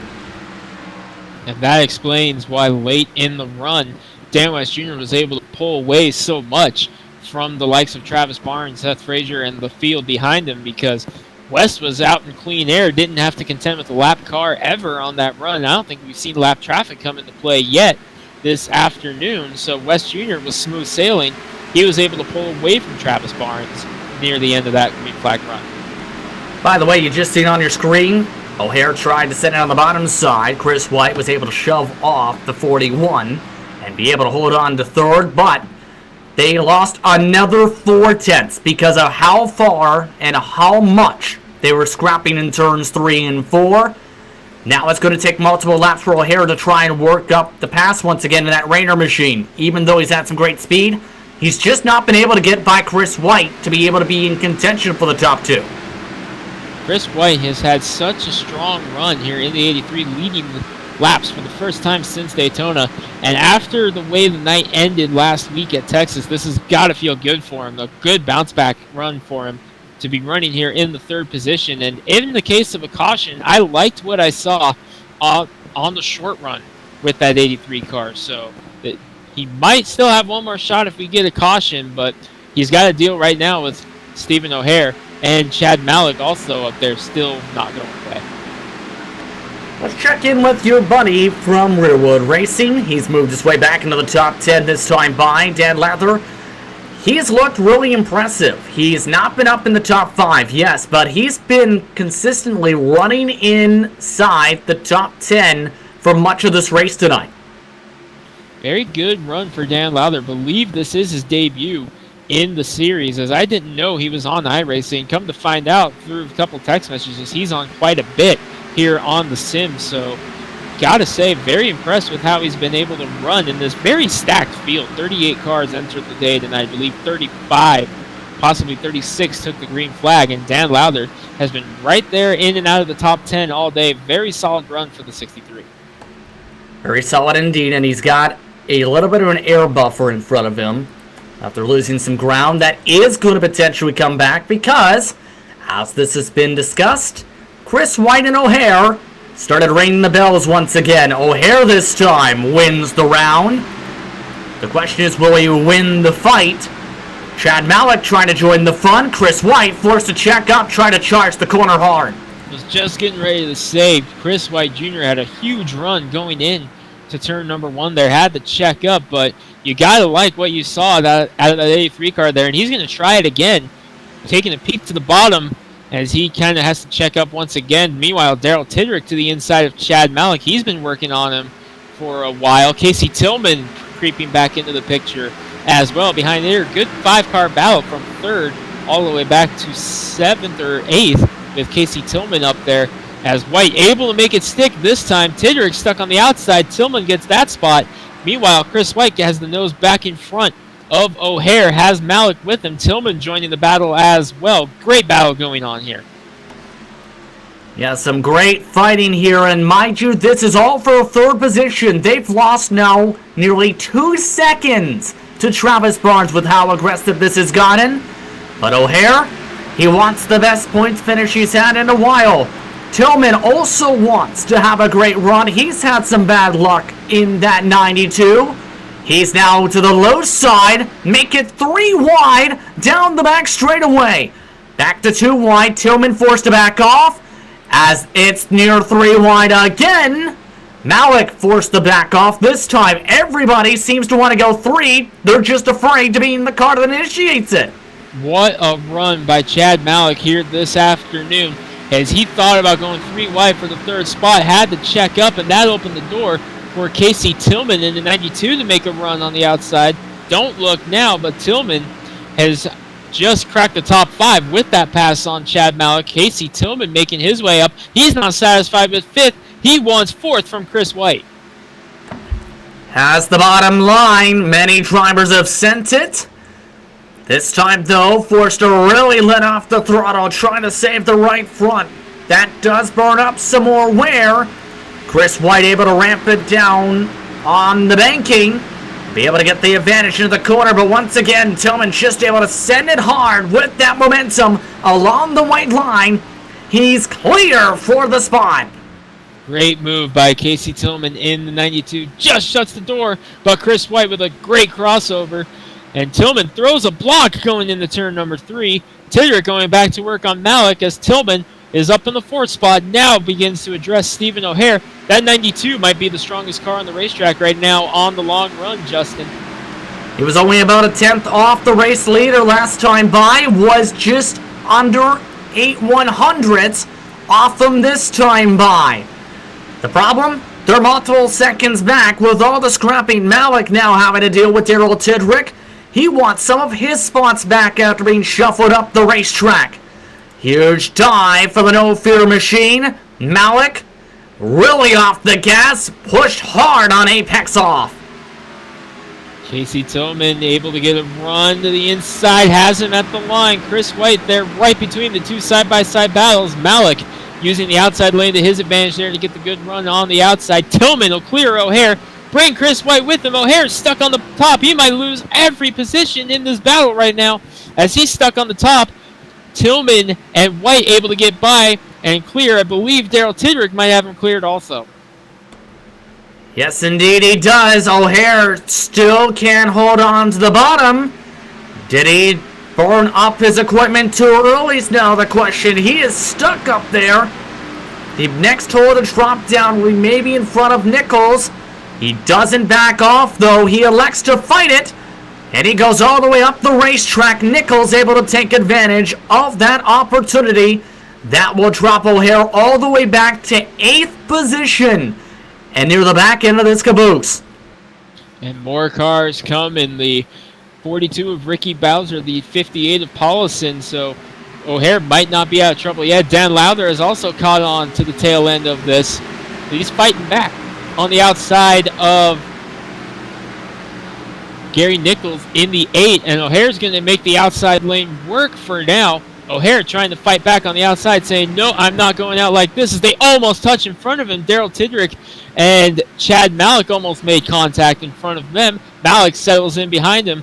Meanwhile, Tillman leads the charge, and I want to go back to something you mentioned real quick here, Justin. Tillman, he was running very close with Dan West Jr., something that was catching my attention. West Jr. was out all by himself. Tillman was running with him in traffic. Which is very intriguing, but here's the problem. I don't think his friends around him realize that's the case. They're focusing on the short term. 22 laps to go this time by. Chris White wants the back, rips it away from the Powerpuff Girls machine. Will the Powerpuff Girls be able to charge their way up to 4th? Find out in turn 1 on this episode of The Bottom Send. No is the answer for the time being. Tillman able to get a run on Chris White off of turn number 2. However, does not quite have him cleared. This is allowing Daryl Tidrick to creep up into the picture. No fear up in the top 5. And Tidrick, he goes to the extreme inside, almost on the bottom. He thought maybe 3 wide there going in, trying that low groove. Here, Tillman gets the spot back from Chris White for the time being. But Tidrick right there in the mix now. He's up in the top 5. He wants to get around Casey Tillman. Chris White on the outside with a good run, though, through 1 and 2. Watch that 83 on corner exit. Outside preferred right here at this spot. Oh, Tillman got into him a little bit. It looked like possibly caught the wall. Not sure. Doesn't slow him down any as he gets the nose in front of Tillman going into 3. But back on the inside, Tillman fights back. Here comes Tidrick to the inside. 3-car battle for the 3rd spot. This is some great racing. Absolutely incredible battling between these competitors. They're matching the times, mind you, of Travis Barnes and Clean Air at the moment. Fastest car is West Jr. Tillman able to shove off the 83. Trying to block the lines. Able to choose the top side. Will Daryl Tidrick, though, risk the bottom line? Yes, he does. Tillman forced to check up. The 45 nearly clipped the apron. Really has to back off the gas to be able to keep on to the race car. He shuffles up, and that 45 appears to does have a little bit of right front damage. Just a little crinkle on the on the front fender rather. And we saw what that did with Justin McClure and Seth Frazier earlier. Granted, Frazier had a lot more damage than that, but we saw what that little amount of damage can do here at this racetrack later in the run. So Daryl Tidrick, he's hoping he can stay on the back bumper of Chris White and have that not affect him, but that's going to open the door for Chad Malik to peek to the outside. You're seeing it right there as Malik almost catches the wall, and now Tidrick catches a break because Malik and Nichols go to battle behind him. He's able to focus purely on what's going on in his windshield right now. He's able to get up to Chris White right now, so Tidrick, yes, he has that damage, but he's using the draft to hang tight with him right now, something McClure wasn't able to do. Yeah, these drivers have been fighting like cats and dogs and using the arrow push to their advantage in the draft. Daryl Tidrick having to let off the gas this time. Chris White nearly got a run once again to the Powerpuff Girls machine. And he continues to not make it easy for anybody. He makes contact! They slide! Caution is out! Significant damage on Chris White, and now this just got interesting. I cannot believe Casey Tillman saved that car after the contact with Chris White. They both were sliding, but I thought for sure Tillman was going around and it was going to wad up the entire field behind him. I don't know how the Powerpuff Girls were able to make that save, but he did. This brings out a caution, and oh boy. Now this is going to make the short run all that more important in this upcoming restart here. Because right now, remember, we return about 40-plus laps. If you're Dan West Jr., who had a 2-second-plus advantage, what are you thinking? You're thinking, oh my goodness, this is the last thing I wanted to see. Now I have to have one more great pit stop to try to get away from Travis Barnes. I don't think anybody is going to be taking a gamble right now because it's just so far still to go. 14 laps to go. I think that's asking too much for a 2-tire stop. I think you got to take 4 here. Yeah, I agree with you at this point. Maybe if you get an air caution that takes 6 laps between the runs, you risk it. But right now, if you got 4 tires, you're taking them. Everyone dives in. A little bit of a slower entry this time to the pit lane, though, for the 55. Took about an extra 2 seconds to get himself into 50-mile-per-hour range. Field coming down pit road. They all slide into their respective pit stalls, and we will see who gets it here off of off of pit road. It's going to get field, making their intriguing, yeah. stops. And just behind them, by the way, there was some near contact between Brian Barnes and his fellow pit mate, Dan West Jr. He comes off the pit lane first. Barnes, Tillman rounds out the top three. Chris White in fourth. Gary Nichols in fifth. And good news if you're a fan of Tillman and White, they both saved their fast repairs in case that happened. And Daryl Tidrick elected to take the repair on the 45 car, not a fast repair, but he did elect to take the extra time to fix the damage. So while he will be back to normal strength, now he's going to find himself back deep in the field, and he's going to need a caution to get back into this one. Tough break for the 45, who is having such a strong run, Justin. Yeah, very tough break indeed. Some more cars continue to pit here, but at the moment, about 27 cars are on the lead lap. Last of those are Frank Harris. Looking to be a situation where when we get the green flag back, it will be essentially 11 laps to go. Only one driver appearing to take the wave coming up in Sean Brightsman, who is still one lap down on the circuit. But now, what do you do here if you're Dan West Jr., who has been in control of the field for about 2/3 of this race tonight? If I'm Dan West Jr., I'm not changing a thing. I am going the exact same time that I have gone on every single restart today, and hoping that no one behind me changes their plot. But unfortunately for him, I think everybody is going to be thinking of a different way to try to get around him. So what do you do to try the different ways to get around him if you're Travis Barnes, Casey Tillman, Chris White, and co.?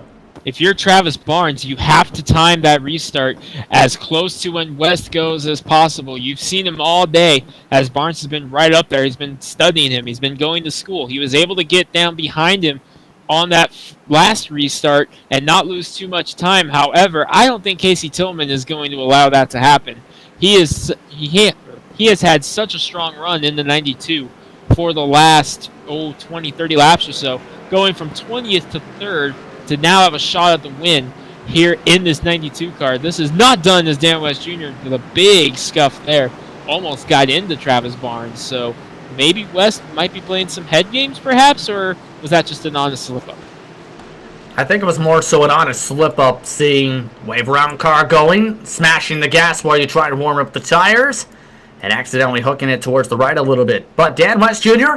is hoping he can go left and to victory lane. 12-lap shootout. West Jr. and Barnes in row 1, Tillman and White row 2, Nichols and Malik row 3, O'Hare and Bowser row 4, Vining and Brian Barnes round out your top 10 drivers. Who will take home the checker flag? We're about to find out, Greg. Time to buckle up. Going to be great action here. Going to be 11 to go. When we take the green flag, 11 or 12. 12 laps to go. So shootout time here at South Beach. Dan West Jr. going to be in control as soon as the Ford Mustang pulls on the pit road, which he will right about now. Here goes the pace car. There goes West Jr. Up goes the green flag. 12 laps to go from Homestead-Miami. And a blistering launch for West Jr. Sorry, Justin. Keep your eyes on the 92 of Tillman as he is there. Oh, but he slid going into 1 and he bobbles up the track. He is going to lose all that momentum he just had built up, and Casey Tillman shuffled all the way to the back. And they're piling up in the back of the field. Caution flag is out, and that wasn't pretty. Corey Walters involved, many others into it. And I think that was a chain reaction maybe of what was caused at the front of the field, where guys like Bartlett had nowhere to go but the grass. Just not a pretty incident as 3 make it 4 wide. Caused that, Greg, and at Homestead, that causes a lot of trouble. Man, oh man. What a tough break for those guys deep in the field. They had a restart to try to get up and gain some spots, and that happens. And unfortunately, I think you're right, just a chain reaction of what was going on up at the front. If you're Casey Tillman, though, you're happy the caution came out when it did, because that minimized the damage that occurred as Casey Tillman restarted third, was going for second, he's going to fall back in line in the 8th spot. Yeah, an absolutely big-time caution flag to bunch everyone back up. No one should come down to the pit lane. We're only running about half a lap, but if that caution didn't come out, if you're Casey Tillman, you're outside the top 10 right now. Instead, you get to start 8th after a major mistake. And we saw the speed that the 92 has in this field, so he might be able to make his way back up into the top 5, but I don't see, barring an incident up in the front, I don't see him being able to get all the way back up where he was, but I don't think a top 5 is out of the question just yet. I don't think it's out of the question yet either. As long as things work out for him, as long as he plans his positions and passes, because when we get back to green, it will only be about 6 laps or so. Let's take a quick step aside. When we come back, we'll have what should be a thrilling restart to this race. You're watching LSR TV for the Northwest Cup Series from Homestead-Miami Speedway. They say everything is bigger. These guys down in Texas aren't messing around. This feature race will separate the boys from the men, the girls from the ladies. Can you handle racing 300 laps for $25,000? It's not as easy as you think. We don't stop to tow those too weak. We just push them out of the way.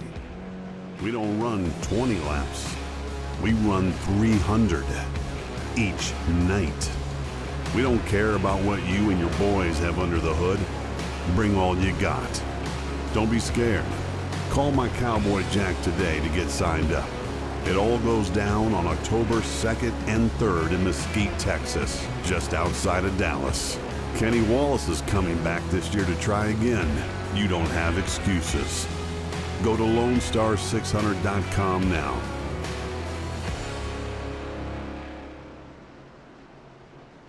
If you're driving a Chevy or a Dodge, right now is the time. It's truck month and up to $17,000 off F-Series trucks. 0% available, top dollar for trade. If you want it, no bull, we got it. We're in Keysville, Beeville, and everywhere in between. Shop Sames and Save.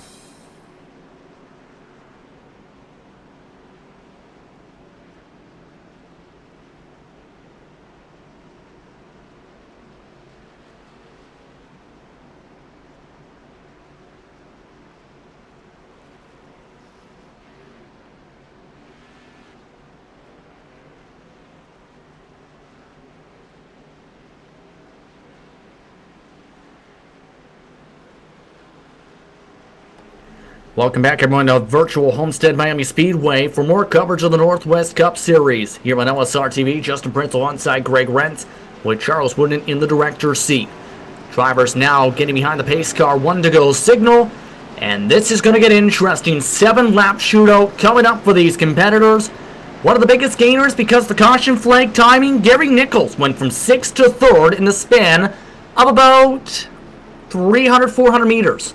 He was in the right place at the right time, Justin. When Tillman slid up the track, he slid up in front of Chris White. White had to check up, and Gary Nichols was able to punch the throttle, get in front of both of them. Meanwhile, everyone behind him was also checking up to dodge Tillman's slide. Nichols said, hey, I got a hole. I can get there if I go now. He did, and it worked out. He's up in the 3rd spot now with a shot at possibly stealing one here. Question is, can he take advantage is the question here as they get ready to get back underway. Again, Dan West Jr. is the control car. Travis Barnes has been looking for any way to take the lead tonight. Has not been successful in most of his chances so far. Chris White still starts in 4th. Gary Nichols in 3rd. With Malik and Brian Barnes rounding out the top 6. iRacing official pace car ready to dive its way off the effective Web Solutions car. We'll bring them back to the green. It's an early start again. We're back racing at Homestead. 7 to go.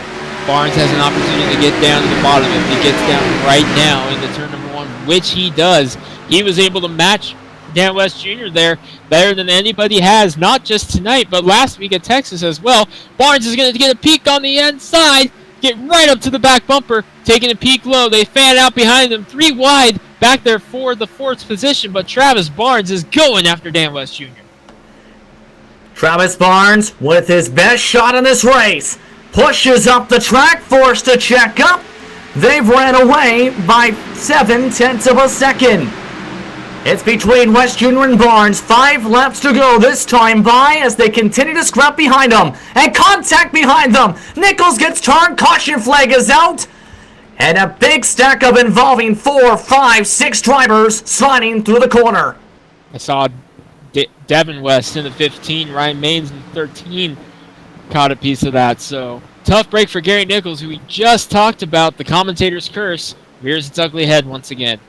And now the incident limit might factor in for guys like Chris White here, potentially with some of the damage. He was the one who made contact with Nichols.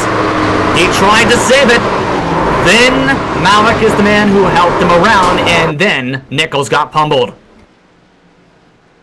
Man, what a tough break for Nichols. Started 22nd, was on the verge, knocking on the door of a podium finish. And unfortunately, that's going to come to an end just a couple laps shy. But Justin, we're going to reset it once again, and Travis Barnes had the best shot anybody's had all day at Dan West Jr. Yeah, he had a blistering quick start, was on the bumper, might have had a good chance to make a pass if he didn't push up the hill in 3 and 4. And now, it is green-white-checkered territory here, Greg, and that means the crazy switch, if it hasn't already been turned on, is about to get flickered on. Craziness is going to rise to the top right now with this restart coming up. Not yet. Lights still on the pace car. So this is it. It's all in the driver's hands now. They've got the tires that they're going to try to make it work for the rest of the race. Couple of drivers involved in that incident have disconnected, including Ryan Maines. So Maines is going to take a DNF tonight after getting caught up in that late race incident. But yeah, like you mentioned, this is going to be the craziest restart all day long, which is saying something because the last 2 have been very, very interesting. Absolutely. By the way, there was only 1 car 1 lap down, as you see on the side pylon. Sean Breitzman, Scott Hutchinson is getting a wave around the pace car right now. He will also join the 46. Those are the only 2 cars a lap down in the whole field, Greg. Amazing. It's been clean for the most part. It's only the attrition starting to build up at this specific moment. Final shot for some of these drivers to make a move, and what a job by Chad Malik. We've talked about it all day long. He surprised us at the very beginning of the day when he was up at the top of the charts in practice, and he has followed up with a masterful run here. Chad Malik, I'm not so sure he goes for the win and just tries to hold on and hope for a good finish. He might, though, because he's like, hey, I'm up here near the front. I'm going to take my shot at it. I'm going to see what I got. So very interested to see what the 6 car does on this restart. Here's my concern, though. Malik was the driver who took one of the big shots in that caution with Nichols. So here's my concern. The right front's got damage. The grill's pushed in. The back end's got damage. There's a chance of engine damage. That might cause trouble for the drivers behind him. So Chad Malik, he is hoping and praying that he's got 2 more laps left in this car, because that's what it looks like it is going to be. It looks like we are setting up a green-white-checkered. As the lights are still on the pace car, we're coming to lap 133. Overtime in Miami. Coming your way, Dan West Jr., Travis Barnes, Chris White back up into the 3rd position after a very solid run for the 83, in and out of the top 5 all day. Led a couple laps earlier in the day. He might not be done just yet. Yeah, I think there's a high likelihood of some of these drivers fighting very hard here. It's going to come down potentially to how West Jr. takes the start and how much he can defend with how much drivers have been able to get runs in some cases through 3 and 4. Some of the cars getting doubled up. That's because the lights are out on top of the pace car. Let's reset the field once again. Top 10, West Jr. and Barnes in row 1. White and Malik in row 2. Row 3, Brian Barnes, Ricky Bowser, James Vining driving a crushed-in front nose 333 machine in 7th. We'll start alongside the Powerpuff Girls machine. At the top 10, Daryl Tidrick with an impressive run, and Dad Lowther inside the top 10 starting positions. Greg, who's your pick for this one? It's going to be hard to go against Dan West Jr., but if anyone can do it, it'll be that 3 of Travis Barnes. And while I don't foresee it going his way for the win, I want to give another shout to Daryl Tidrick. He was almost 20th on that caution after taking the repair on pit road. With the couple of cautions, he's been able to work his way back up inside the top 10. Great run for Daryl Tidrick tonight, but man, it's going to be hard to go against Dan West Jr. here on this green-white-checkered. But if anyone can do it, it's those 2 guys right behind him, Travis Barnes and Chris White. It's time for overtime racing from Homestead-Miami Speedway. West Jr. with the early launch. Green flag is out. 2 laps to decide it. As able to get a good run going into turn number 1. Barnes able to get down once again, much like the last time. He's able to use that draft to suck up, though. Gets a really good run on the bottom. What a corner exit by Travis Barnes. He's to the bottom. That's the best exit Barnes has had all day, and he's taking his shot. He's got it. They're door-to-door in the 3 and 4. Barnes giving a little bit of a shot. Clips the apron, though, in the bottom of 3 and 4. If they get the white flag, the race is official. That's what they'll do. West Jr. leads at the white flag. 1 to go from Homestead. Another great finish on deck. West Jr. able to pull away from Barnes a little bit going into turn 1. Watch the 3 car on exit, though. Was so strong last time by. Takes a peek now to the outside to try to get a little bit more momentum built. They've pulled away from Chris Wright and Brian Barnes. It's between the 2 of them into turn 3 for the final time. West Jr. defends the bottom. He gets loose. Will he be able to keep it going? Yes, he does. Dan West Jr., the points leader, gets his first one of the season at Homestead. Dominating performance by Dan West Jr. comes under fire by Travis Barnes and rises to the occasion. First win of the season for the 55. The points leader has finally broken through. What a great race for West Jr., but Travis Barnes, Chris White rounding out your top 3 in what was a thrower tonight. My goodness, this race at one point could have went to anybody, but as soon as West Jr. got clean air in the long runs, he showed his natural pace and was able to pull away 2 seconds each and every long green flag run we had tonight. My goodness. An entertaining one here on LSR TV. Let's take a look at your unofficial race results for tonight's action. Let's go 10 at a time as Dan West Jr. enters victory lane for the first time this season. He entered tonight as the points leader, and he'll get a big boom in celebration. Travis Barnes, the man with the big boom, came home in second. Chris White watches along from third. Brian Barnes will mow the grass in fourth. Casey Tillman in fifth. James Bidey in 6th, Ricky Bowser in 7th, Dan Lowther in 8th, Justin McClure 9th, and Seth Frazier recovers to a top 10 finish. Frazier creeps into the top 10, getting past Steve Paulson, coming to the line for the 11th spot. Carl Burke comes home in the 12th spot. William Fletcher rallies to finish 13th after a tough night for him. Frank Harris, Gary Nichols rounding out the top 15. What a heartbreak for Gary Nichols after being up in the 3rd spot there on the second to final restart. Chad Malik, another one of those guys who just a heartbreak the way that race ended for him with all that damage after having such a good run. Stephen Bartlett, Corey Armstrong, quiet night, finishes 18th. With Daryl Tidrick falling back to 19th, so something must have happened to the 45 car, with Stephen O'Hare coming home in the 20th spot. Remember, Malik had damage, and he was an anchor off that start. Jeff Stabnell finished 42 seconds behind in 21st. He was the last car in the lead lap. Sean Breitzman recovered from his big wreck to 22nd. Scott Hutchinson 23rd. Then the Ouchbane list. Dan Stussy 4 laps down 24th. Devin West in 25th. Ryan Maines at DNF in 26th. Sean Annenbacher 27th. BJ Tigrick 28th. Corey Walters 29th.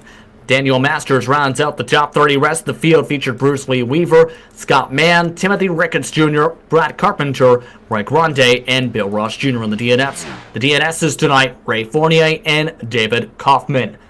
Post-race coverage coming up in just a few moments. You're watching LSR TV live from the virtual Homestead-Miami Speedway. We'll be back.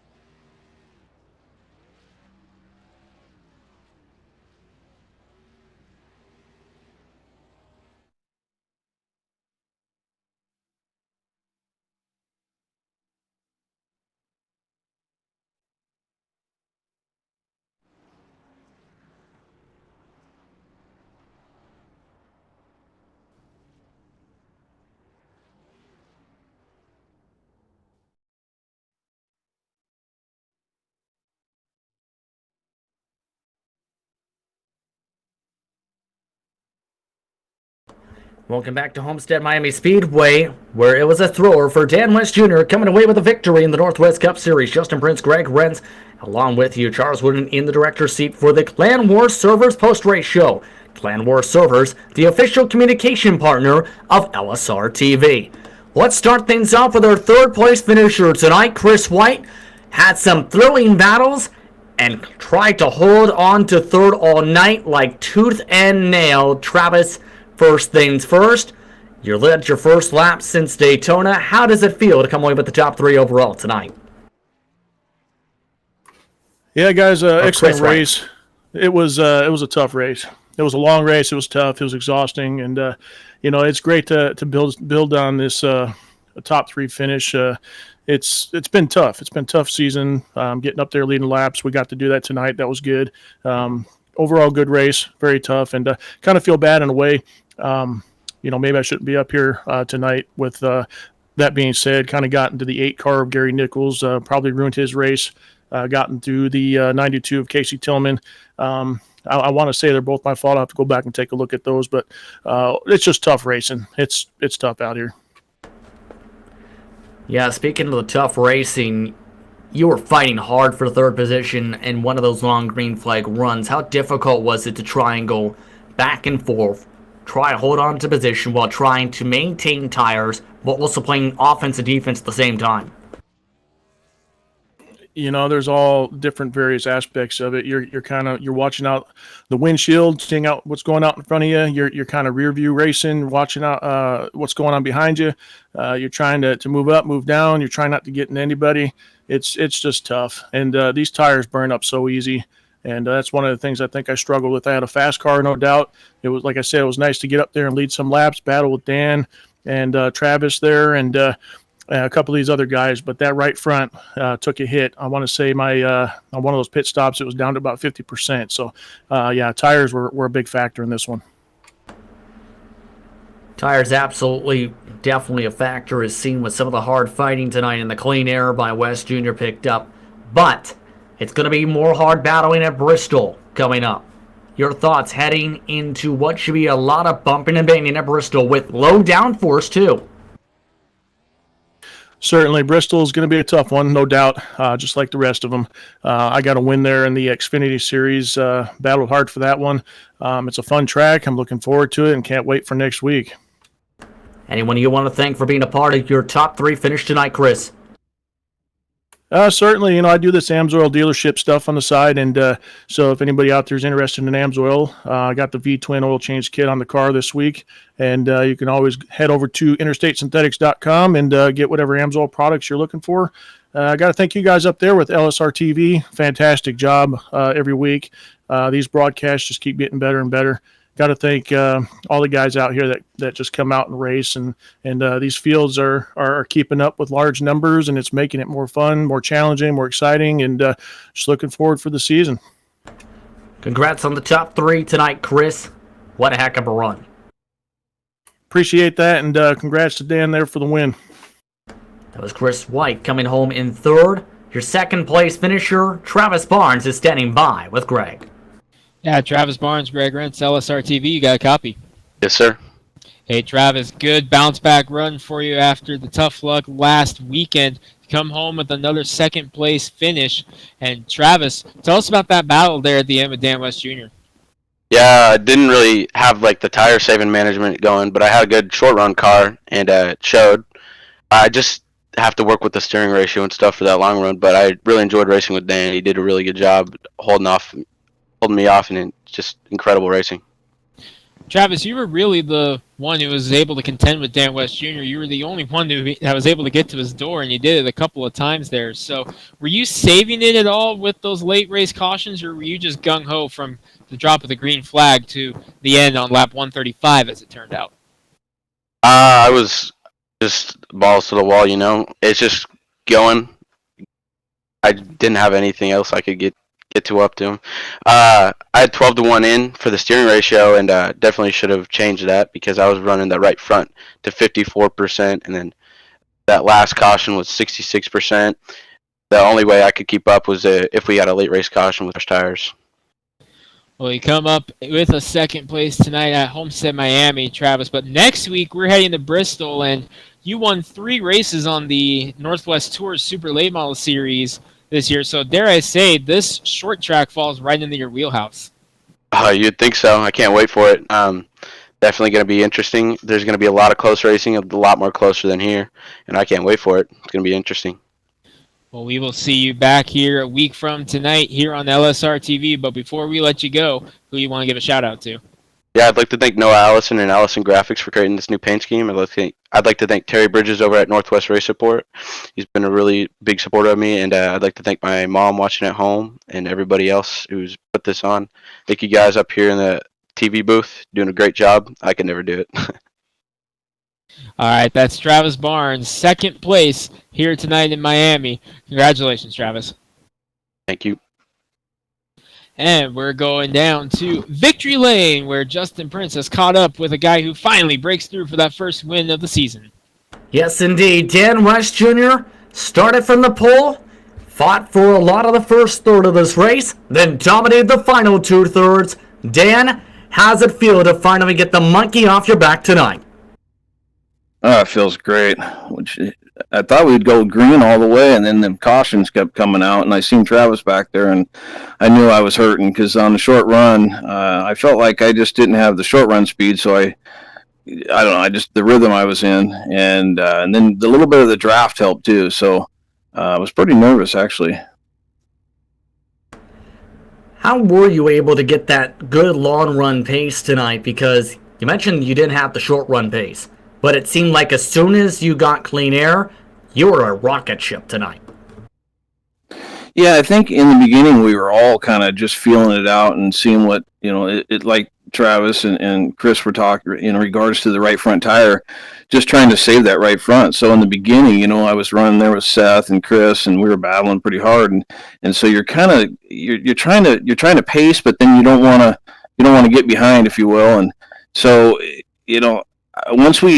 I could tell the track started getting a bunch of rubber in it. It was getting pretty black. So after that first pit stop, I realized I still had some tire left, and then I could start pushing a little bit harder. But the long green flag runs were my friend. It definitely looked like it tonight, but you had to hold on to Travis Barnes towards this checker flag. In the end, though, you were able to hold on with the help of the top line, but top line is a dominant line at Bristol Motor Speedway. That's the next race, 150 laps there. Your thoughts on Bristol? Oh, yeah. All I can say right now is I'm just going to enjoy this win, and it feels good to get that out of the way for the chase, and I can relax a little bit and go on to Bristol and just take what it gives me, because that's kind of what you have to do with those kind of tracks. It's just, you can't force it. You just kind of got to take what they give you. Kind of agree with that mindset, but again, big time victory. You are the points leader coming in. Your points lead only grows a little bit more. Anyone you want to thank for your victory tonight? I'd like to thank LSR TV, Jeff Stabnow for the awesome paint job. Appreciate that, bud.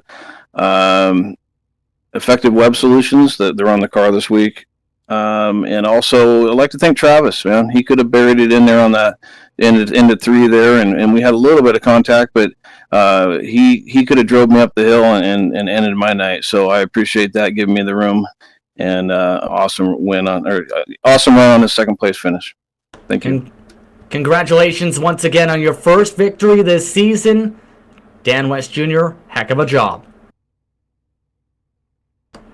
Once again, thanks to Chris White, Travis Barnes, and Dan West Jr. for all taking the time to speak with us during this post-race coverage. But let's take a quick glance over at the updated point standings. As mentioned, West Jr. growing his points lead now to 31 total points. Does lock himself into the postseason, as he mentioned. Seth Frazier in second still with 31 points, but still looking for consistency. The highest ranked non-winner now in the season here, Greg, is Chris White. Curious to see when Chris White can break through now. Chris White, we saw him putting pressure on all afternoon and was right up there in the mix at the end. And we're heading to a track next week at Bristol. We might see it next week.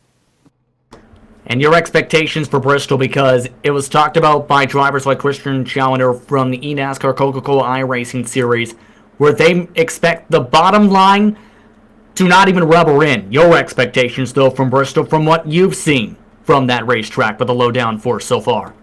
I am looking very forward to Bristol. I think I'm going to agree with everyone with the high line being the preferred line there, but I think we're going to see a great race coming up next week, Monday night, right here on LSR TV. I cannot wait to head to Bristol. Can't wait as well. And once again, shout out to the biggest mover in the point standings in the top part of the field, Casey Tillman, inside the top 5 after a stellar run, his second top 5 this season. But it's time to say goodbye here on LSR TV. I'd like to thank you for tuning in for tonight's coverage of the Northwest Cup Series, live from the virtual Homestead-Miami Speedway. Next race will take place at the same time next Monday night at 11:10 p.m. Eastern, 8:10 p.m. Pacific for the Too Tough to Tame 150. Be sure to tune in and bring your body armor for what should be a Crown Royal affair and a Chrome Horn giveaway. For that, it's time to say goodbye. I'm Justin Prince for Greg Rentz and Charles Wooden. So long. Enjoy the rest of your night. This broadcast is the copyrighted work of LSR TV and may not be rebroadcast, retranslated, or used in any form without the express written consent of 52 Media LLC and iRacing.com Motorsports Simulations. LSR TV would like to thank you for your support, and we hope you enjoyed tonight's broadcast.